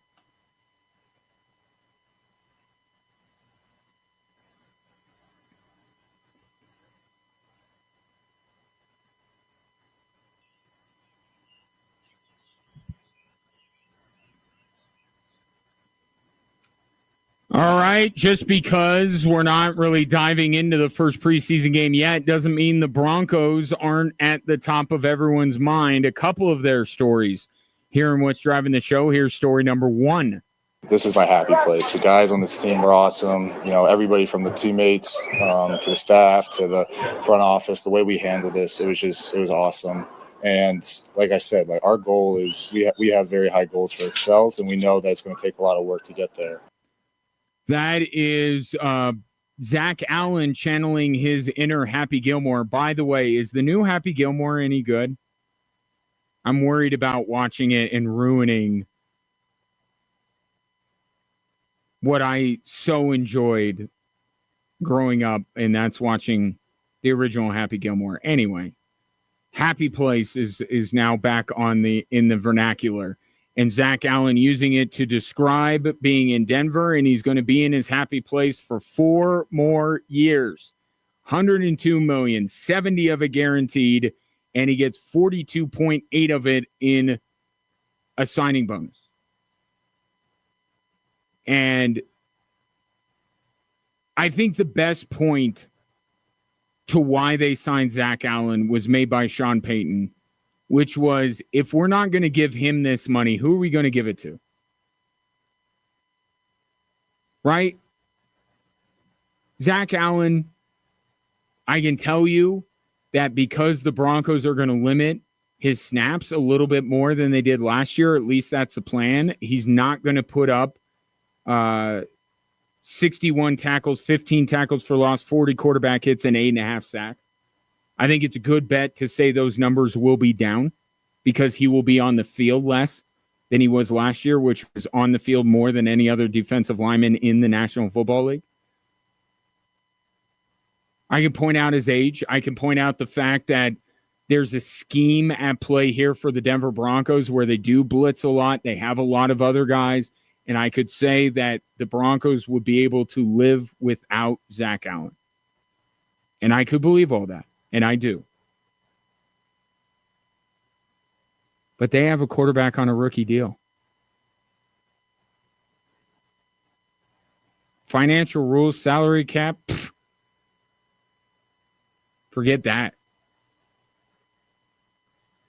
I mean, they don't even have to worry about the Russell Wilson dead cap hit anymore. Like, I know these extensions are being done for beyond that, but like they've been paying money and getting free agents and everything like that. If all things are possible with your payroll, if you have a quarterback on his rookie deal. But I think that's a great point. You can detract from Zach Allen in certain ways, and you can wonder if the Broncos would be okay without him. And I still think they'd be one of the better defense in the NFL. They wouldn't be arguably the best. I could say that. But if you can time out these extensions to where they run out essentially when you have to pay Bo Nix, then why not spend the money? They have an owner who money is no object. In fact, I think I just gave the Denver Broncos over $100 of my own money this weekend.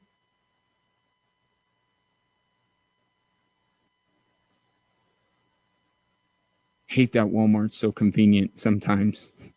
Now I have to feel really conflicted about going in because what am I supporting? The success of the Denver Broncos. I cannot have this, even for the sake of convenience. But look, what's the reason not to pay him at this point? Really? And I think that's the best point. And Sean Payton made it. But here's another part of this. Zach Allen and Cortland Sutton are very similar in this way. This is another win that the Broncos can take fairly easily. Right? Like Nick Bonitto's contract, there has to be some give and take there. They're going to pay him a lot of money, and they're paying a guy a lot of money who hasn't shown a lot through the course of his career. But with these other guys, it's like they've been productive, and they're good culture guys, which is still something that Sean Payton is preaching, still something that he's trying to do. That's why he brought part of the reason why he brought in Dre Greenlaw and Talanoa Hufanga. Culture guys. He's not done building the Broncos culture, and certainly he's got to sustain it for as long as he's there. Well, Cortland Sutton and Zach Allen, you may think one way about who they are as players, but as teammates, you can't say anything about them. They're ideal teammates. They're leaders. And paying those kind of guys not only lifts morale inside the locker room, but also outside of it, and puts up a big sign that says, hey, come to the Denver Broncos. We'll pay you. And then if you're good for the culture, if you show up and do your job, we'll pay you again. And the Broncos for a long time didn't have that reputation. They were a little bit more cutthroat under number 7's leadership. But all this is made possible. They can do all of this stuff because Bo Nix. Once Bo Nix has to get paid, then some of these kind of deals are not going to happen anymore for the Denver Broncos. It's just the reality of it. But for right now, pay everybody. And why would you squash some of the momentum you have? Everybody's feeling great about the Denver Broncos. Everybody thinks, even if you don't think that the Broncos are going to be great this year, you have to acknowledge that it's far better than what it was before Sean Payton arrived.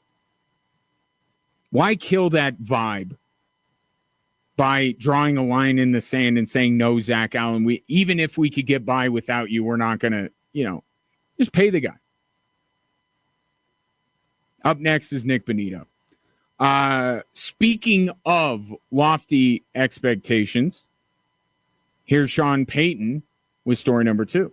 Obviously, it has to start with quarterback. It has to start with defense. It has to start with offensive line. Like there's certain things that if they're not on point, it's hard to make a statement like that. But when you look at some of these critical factors, and look, I told him that, and now that just means you have a chance. And then I would say most importantly, ownership, because there's 20 that each year have hope and dreams, and they're dysfunctional at the top. That was Sean Payton answering a question posed to him about his quotes on Yahoo today, where he said that he's coached 6 teams that he thought had a chance to win a Super Bowl, and this is number 7. And it continues this theme of the Broncos aren't afraid to talk about the Super Bowl. But you hear that he left himself some wiggle room. Even I can get on board with what Sean Payton is saying. The Broncos do have some elements that you need in order to win a Super Bowl. They are better off. Everyone's focusing on the fact that I don't put them above Kansas City, or I don't put them above Buffalo or Baltimore or even LA. But they're still one of the best, at least top half of the NFL. There are a lot of teams in far worse shape than the Denver Broncos. So when you have the offensive line that the Broncos have, when you have a coach like Sean Payton, when you have the defense that the Denver Broncos have, yeah. And you have an ownership that is willing to dole out these contracts and to make Denver a more attractive destination and paying free agents to come in. I may ultimately disagree with whether the Broncos do win a Super Bowl, but I actually agree with this sentiment. I think they have a lot of things that make them capable. The one thing that Sean Payton and I disagree on, and where it kind of all falls apart for me, because if they lose to Buffalo or Baltimore, I said this earlier, then Sean Payton can sit up there with his head held high and go, they were a capable team too.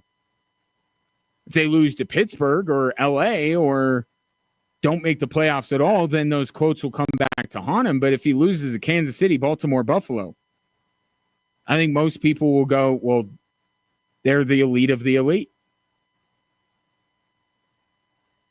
But where Sean Payton and I disagree, and what I think is the quote that should get more run than the Super Bowl stuff, is the fact that he said a Bo Nix quote, he's going to be one of the top 4 or 5 quarterbacks in the league the next 2 years.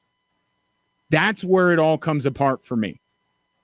Because I think Sean Payton knows Bo Nix has to be to win a Super Bowl from the AFC.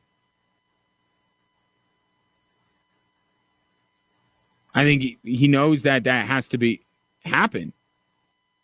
But I don't believe Bo Nix is going to be one of the 4 or 5 best quarterbacks in the league in the next 2 years. And so that's why I say they do have a lot of elements that make them capable of competing for a Super Bowl. Perhaps the most important one, I'm not completely sold on yet.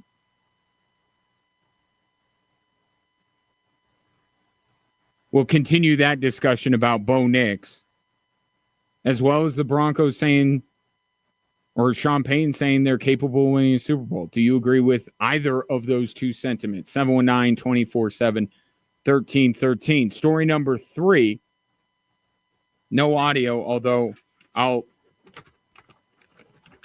that's me imitating Luka Doncic signing a 3-year, $145 million extension with the Los Angeles Lakers. That not only, in many people's minds, kills the idea that Luka is going to play for anyone else in the rest of his career, but also brings back the idea that Jokic is going to join him in LA. And to that, I say nonsense. Now, is this a positive thing for the Lakers and their relationship with Luka? Absolutely. And I've always conceded that it's more likely than not that Luka does stay in LA, especially after he went through what he went through in Dallas.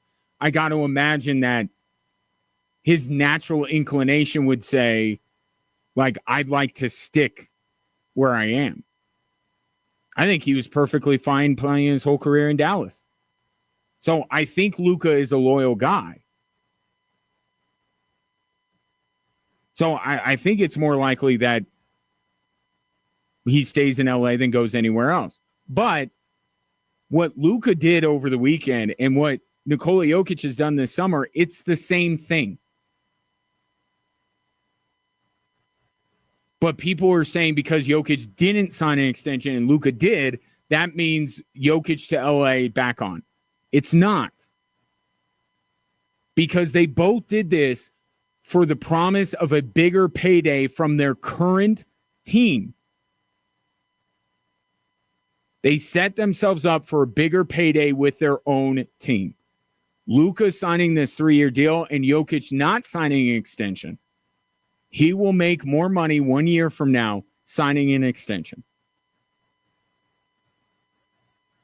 So I get it. One signed an extension, the other one didn't, and that leads you down a certain road. I'm telling you, don't take that road.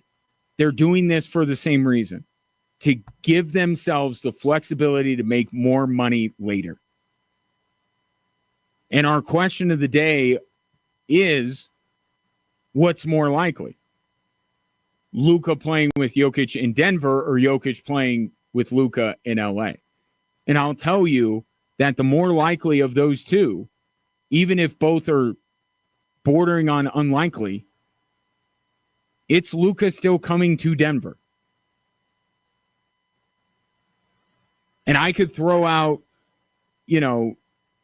what Ben Tenzer and John Wallace did this offseason and tell you that the Denver Nuggets are a clear couple of steps closer to a title than the Lakers are right now.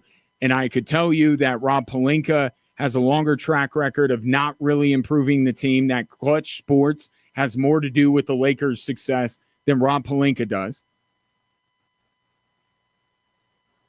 Then I could tell you, after what Josh Kroenke has shown with installing the front office that he did, firing Michael Malone that he did, that I would say the Nuggets overall are a more competent organization than the Lakers are. Now that could change with the new Guggenheim group becoming a part of it. But right now, Jeannie Buss, Rob Pelinka, I'll take Josh Kroenke and Ben Wallace. But even setting that aside, we just had a discussion last week about another person, DeMarcus Cousins, illustrating that Nikola Jokic does not care that much about basketball. Okay, I don't completely agree with that. But where I will kind of join in with DeMarcus Cousins is I certainly don't think he is so obsessed with basketball that he would go through exactly what Carmelo Anthony did. Right? This is a guy that kind of shuns the spotlight. He doesn't even love talking to the Denver media. Wait until he becomes a Laker. He's actually in a great spot. Maybe not the most ideal. He could probably go to Memphis and really nobody would care. But he's in a place that has just the right amount of media attention, but not a ton of it. The spotlight's not as great. And,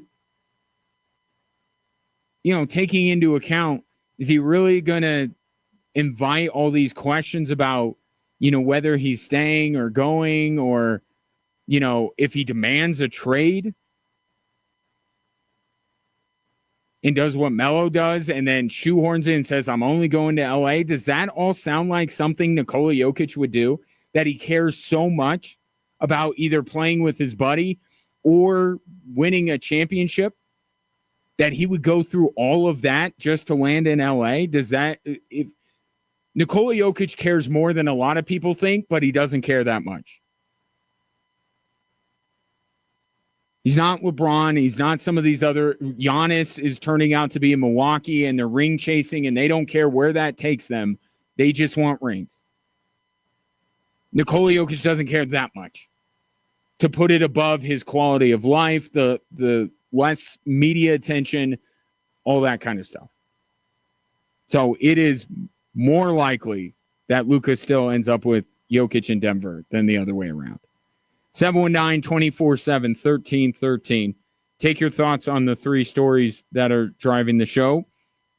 Coming up next, coaches poll released today in college football gives you a chance to kind of look at our local teams, and there's maybe the biggest story this side of Deion Sanders is what Jay Norvell's future in Fort Collins will be. Talk about that coming up next here on Extra Sports 1300.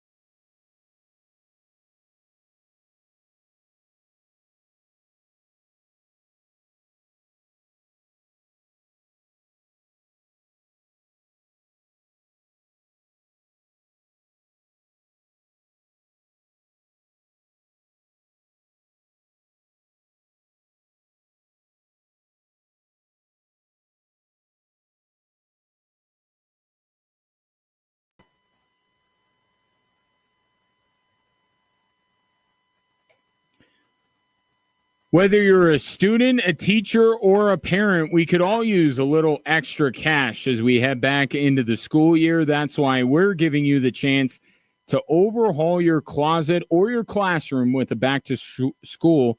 I almost said shul like I was Megamind. Back to school shopping spree. 5 winners will each take home $1,000 to spend on whatever your back to school needs are. Head to extrasports1300.com to enter for your chance to win the back to school shopping spree. Speaking of, there is a reason. I never say never to anything, but there is a reason I held at 2 children. Because I had the self-awareness to know that 3 would be too many. My parents had 3 kids, and one of them is completely messed up. I'll let everyone be the judge of which one. But I know 3 kids seems like too many to keep track of. My parents did a phenomenal job. I'm just kidding. And if there was one child that was more damaged, it would be me, and it's not because of anything my parents did.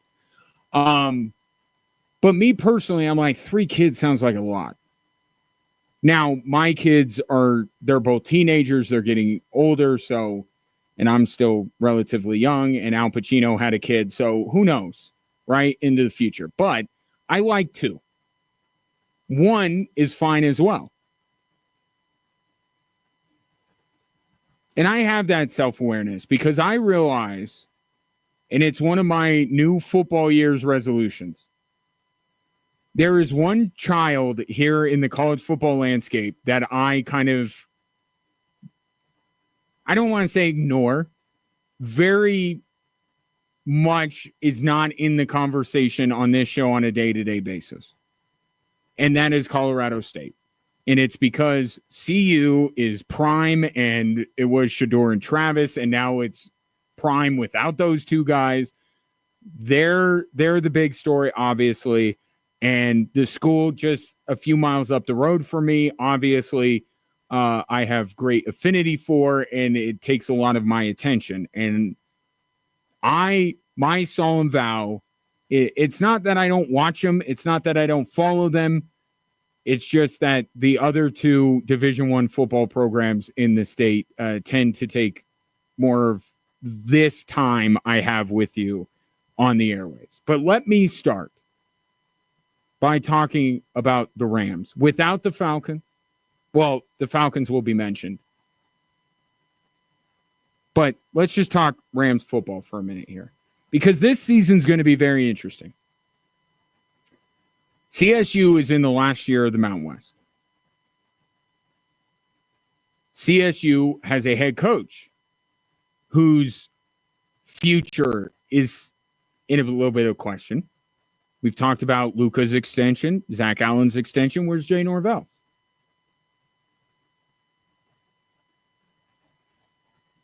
So there's a lot of intrigue around CSU this year. Their last year in the Mountain West, what kind of a run are they going to make it? And more so, are they setting the table to be ready for the Pac-12? And what that's going to bring. I'm not saying that the Pac-12 is going to be infinitely more difficult than the Mountain West, because it's not. I'm not saying that the Pac-12 is going to be a power conference again, because I don't believe they will be.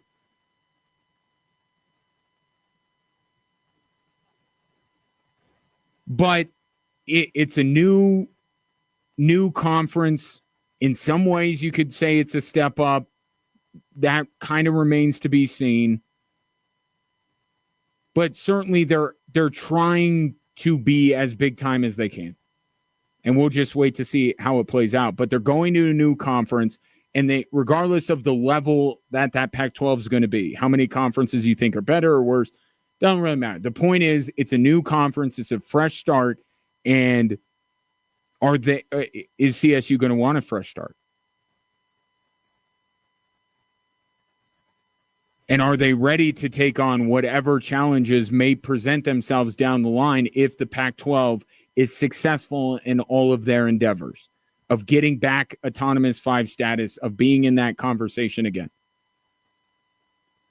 So that's why I have circled a game that I think will mean the most for this CSU team. And I told you this last year, that the game that I said Jay Norvell's job status would hinge on was the border war on November 15th, if memory serves. Told you that going into the season. I've told you that through the season. That's going to be the big one. He has to win that game. What did he do? He won that game. And just for good measure, he also beat Air Force. So his overall record, not great against those teams, but lately he's done better against 2 of the teams at the top of the list that he has to beat. The school in Boulder is another one, but we know the situation and how he probably won't get that chance for quite a while. This year, the border war is still very important, right? Especially when you take into account that Wyoming is down this year. Even in Laramie, I would expect CSU to win. And if they don't have a good performance in that game, then I think a lot of things are on the table. But the way I'm kind of looking at CSU going into this season, the game that I think tells a lot, if CSU is waiting on this whole season to be done, I think it's the UNLV game. And here's why. Again, you can't, some of these things, you can't stumble out of the gate. I think there's a chance that going into the game against Wyoming, this team is 6-1. Lose week 1 in your payday game against Washington, and I think the schedule sets up for CSU to rattle off 6 straight victories.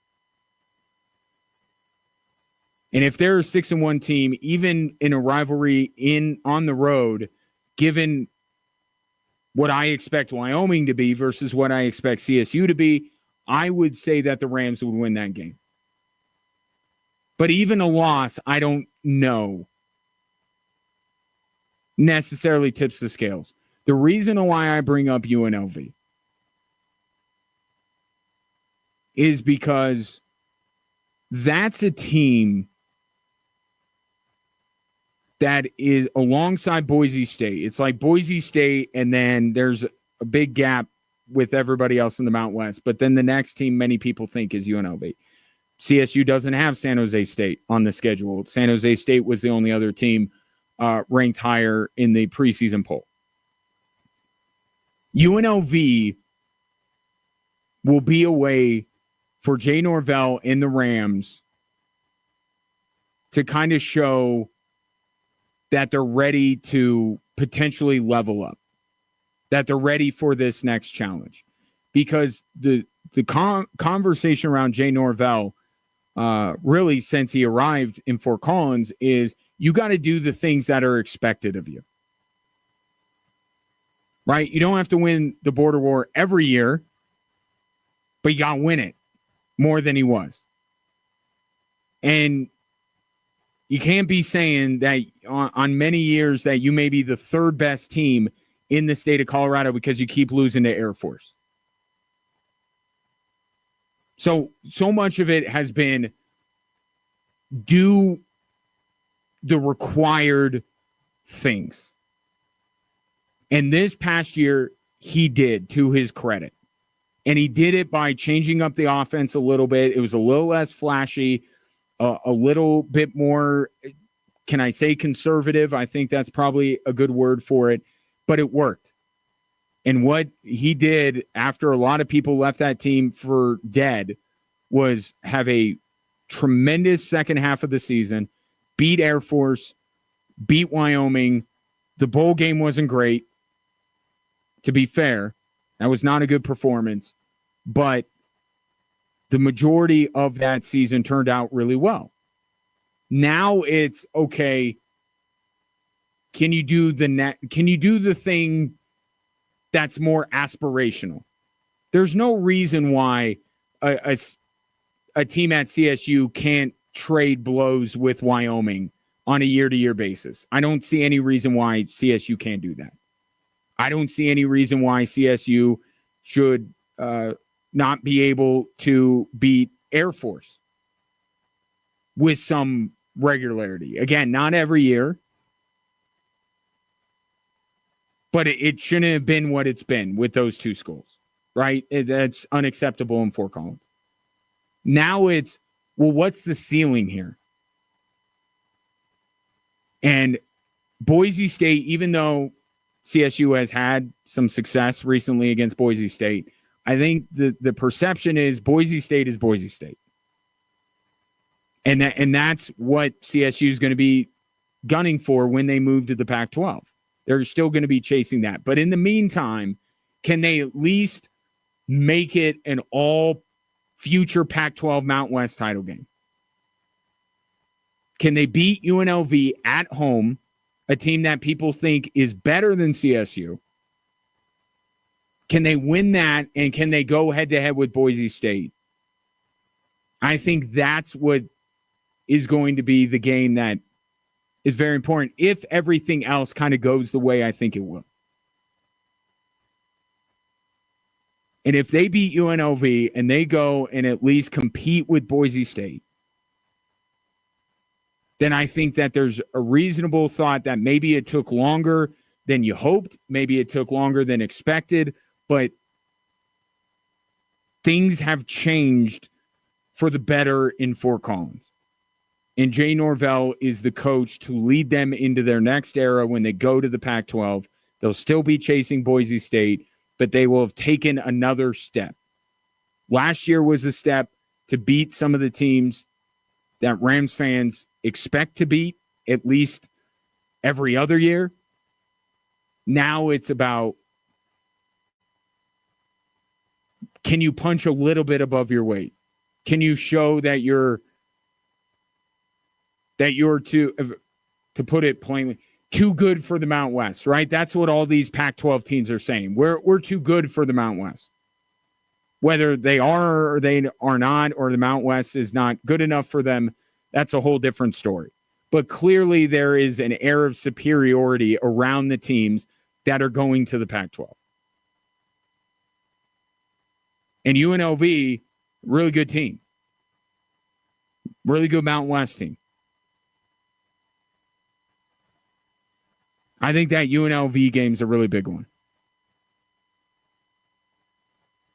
And will kind of show maybe where CSU is going into the future. But a really strong, not that different than Air Force in many ways. I think both CSU for longer, they bounced back and started playing winning football earlier than Air Force did. But both of them, I think, overall left their fan bases with some hope for this year. And I think it has a chance. And you know where I am with CU. I don't think they're going to fall off completely. I think they'll be able to hold their own in the Big 12 this year. It's shaping up to be, I mean, how often is it where all three of those teams are all enjoying success to some level? CU was bad for so long. It was like Air Force was only carrying the torch around here. But I can't remember a year where all three were enjoying a fair amount of success, and I think that this year has the potential for that. The one that I would say has if we're going boom or bust, I think it's CU. I think you have to say it's CU. Just because of the Big 12. I mean, you're looking at the coaches poll. I mean, CU has 4 ranked teams on their schedule and 3 that are receiving votes. We know what the Big 12 is. So if there is a team that boom or bust, I think I would say the boom would probably be the Rams. right? Because they don't have Boise State till almost the very end. They could get in the Mount West title game. They could win a lot of games. They could win the border war. They can beat Air Force. They have that potential. I think they have a chance to be the boom team of the three. The bust team would be CU. I don't think that the bottom falls out, but the schedule that and everything going on would say if there's one team, if you like all three, what's the team that has the highest probability of not meeting expectation? I think it's probably CU with Air Force kind of steady. I mean, I think Air Force is going to bounce back this year. And I think they have the chance to be very good. I think it'll be a good year for college football in this state. I do. Take your thoughts on it. 719-247-1313. Back after this.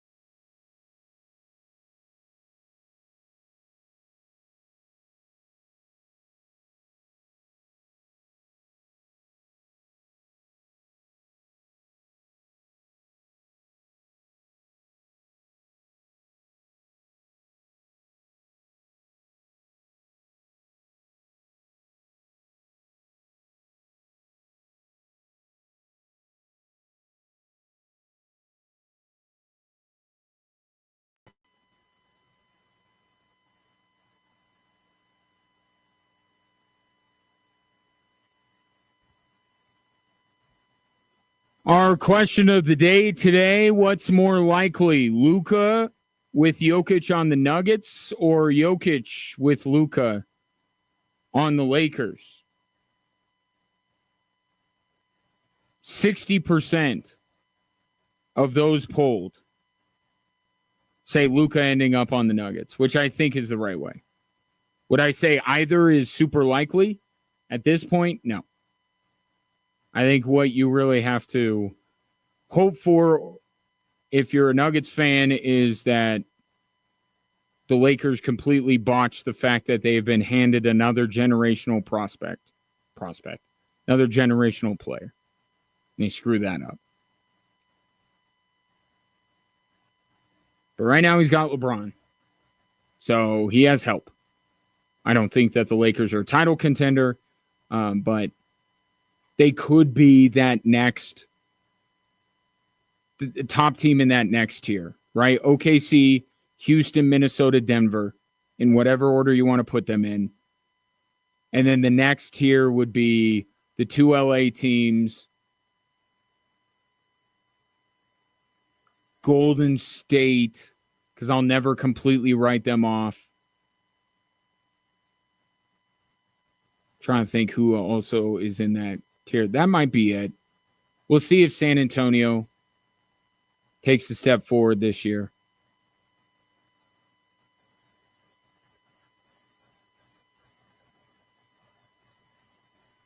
But this is year, 2 years, and then things get a little interesting because Luka will be coming up on the end of this extension. LeBron will be gone, and we'll see what the Lakers look like. What else? Let's get to some of your texts. This is from Richie. He wanted to put his name on it because he's excoriating me. You probably still think that Justin Fields is going to be one of the top 10 quarterbacks in the league. It does take you a while to say you're wrong. At least we agree on her.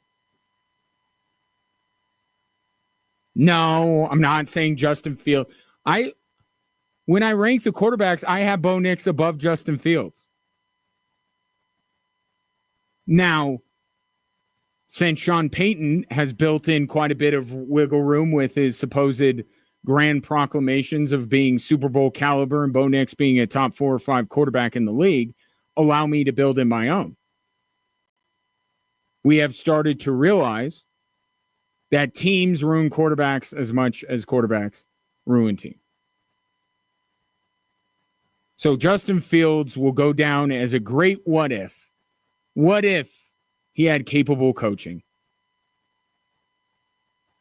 What if Mike Tomlin in the Steelers actually invested in their future instead of their present and actually gave Justin Fields a legitimate shot to be their quarterback for the whole season?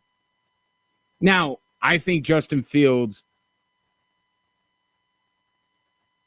will do decent in New York. I don't think he'll be terrible. He won't be Zach Wilson. But yeah, that ship has kind of sailed. And look, never said Pat Surtain wasn't going to be a great player.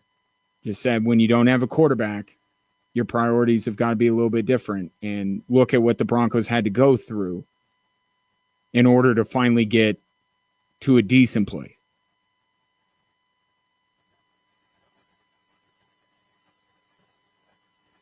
So no, I'm not going to say Justin Fields is one of the 10 best quarterbacks in the league. I don't know that I was wrong per se. That's strong. I was less than right when it comes to Justin Fields.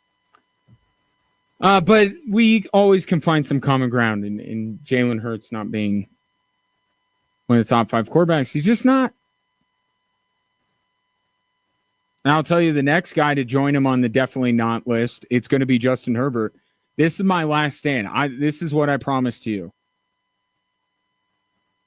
I think the Jags are going to be better. I'm not out on Trevor Lawrence. I don't think that they're a division winner. I don't think they're a Super Bowl contender this year or anything like that. But I'm not giving up on Trevor Lawrence yet.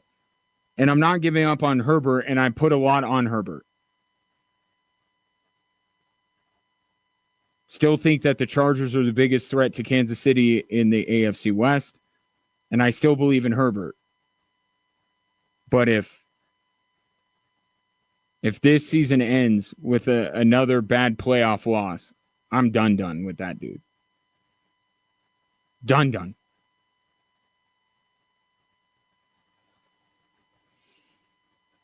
This from the 719. I hope CU football coach doesn't say we would have won. We had Travis or my son. I'm assuming there's an if that goes in there. No, I don't think that's going to fly, and I don't think it should be. The standard should be, oh, they don't have Travis or Shador. This season is a wash. I think understandably that's why expectations in Boulder are a little bit lower this year. And it is a lot to, replace Shador and Travis Hunter. But the whole premise of CU is that, yeah, they had Travis and Shador, but what Deion Sanders is building in Boulder is sustainable.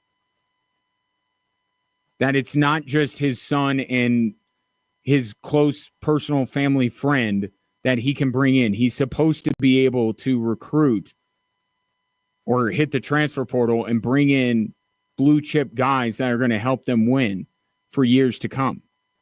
And I get there's a transition going on here. But CU can't, even though I said that they're the most likely to bust, I don't think that they should. I don't think that's acceptable. They get Kaden Salter, who is incredibly productive at Liberty. And if he's not the guy, then coach up Julian Lewis. Julian Lewis is wasn't he arguably between him and Bryce Underwood, the best quarterback coming out of high school? You supposedly took the idea here was that you get Travis and Shador, and they're going to cover up a lot of your warts. They're going to be able to account for holes in the roster elsewhere. But meanwhile, when those two guys were playing the last couple of years, you were supposed to be bringing in other guys that would allow you to have a more complete team moving forward once Shador and Travis moved on. That's the whole idea here with CU. And you can grant some patience to say, yeah, CU isn't going to be a legitimate Big 12 contender even after 2 years. And given that this is a transitional period, shouldn't be put on them for year 3. But they should have enough there that the bottom doesn't fall out and they get their butts kicked every week in the Big 12 like they did 2 years ago in the Pac-12. That should not happen. I'm holding Deion Sanders to the standard that he's setting.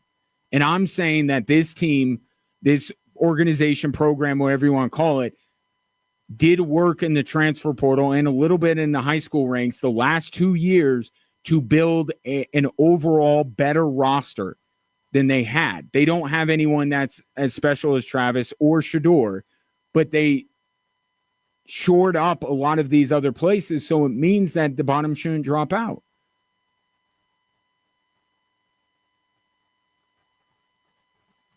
So not having Travis and Shador, you don't go to the Big 12 title game. That's fine. But you shouldn't be at the bottom of the Big 12. You should be close to kind of where you were last year, maybe only a notch or two below. Because that conference is going to be nuts. We think we know. We got ASU at 11, or the coaches do. I'm not saying I doubt ASU. I'm just saying with the way that the Big 12 is, especially last year, like watch ASU not even be a factor in the Big 12 because that's how wild that conference is. I think ASU is going to be very good. But I'm just saying that's a nutty conference. And last year the Buffs had an outside, nobody picked them to compete for the Big 12, and they had an outside shot with just a couple of weeks remaining. Is it so wild to think that they can't be in a similar situation next year? I don't think so. Before I go, guys, be honest. You feeling tired? No drive, no focus, no motivation. That may not be stress or just the fact that you're getting older. It could be low testosterone. And it's not just about low energy. Low testosterone can wreck your mood, your sleep, your relationships, even your confidence. But there's good news. Low T Center is helping men in Colorado Springs turn this around. And right now you could get tested for free. No risk, no downside, but it's only for a limited time. You'll get results back in about 15 minutes. If you do need treatment, most insurance is accepted, and you can even choose between at-home care or in-clinic care. But it all starts with that first step. Visit fixmylowt.com. That's fixmylowt.com, and take back your life with the local pros who know how to help. That will do it for today. I appreciate your patronage and the interaction. Great conversation. Be back tomorrow at 3. Hopefully you will be too. Sponsored.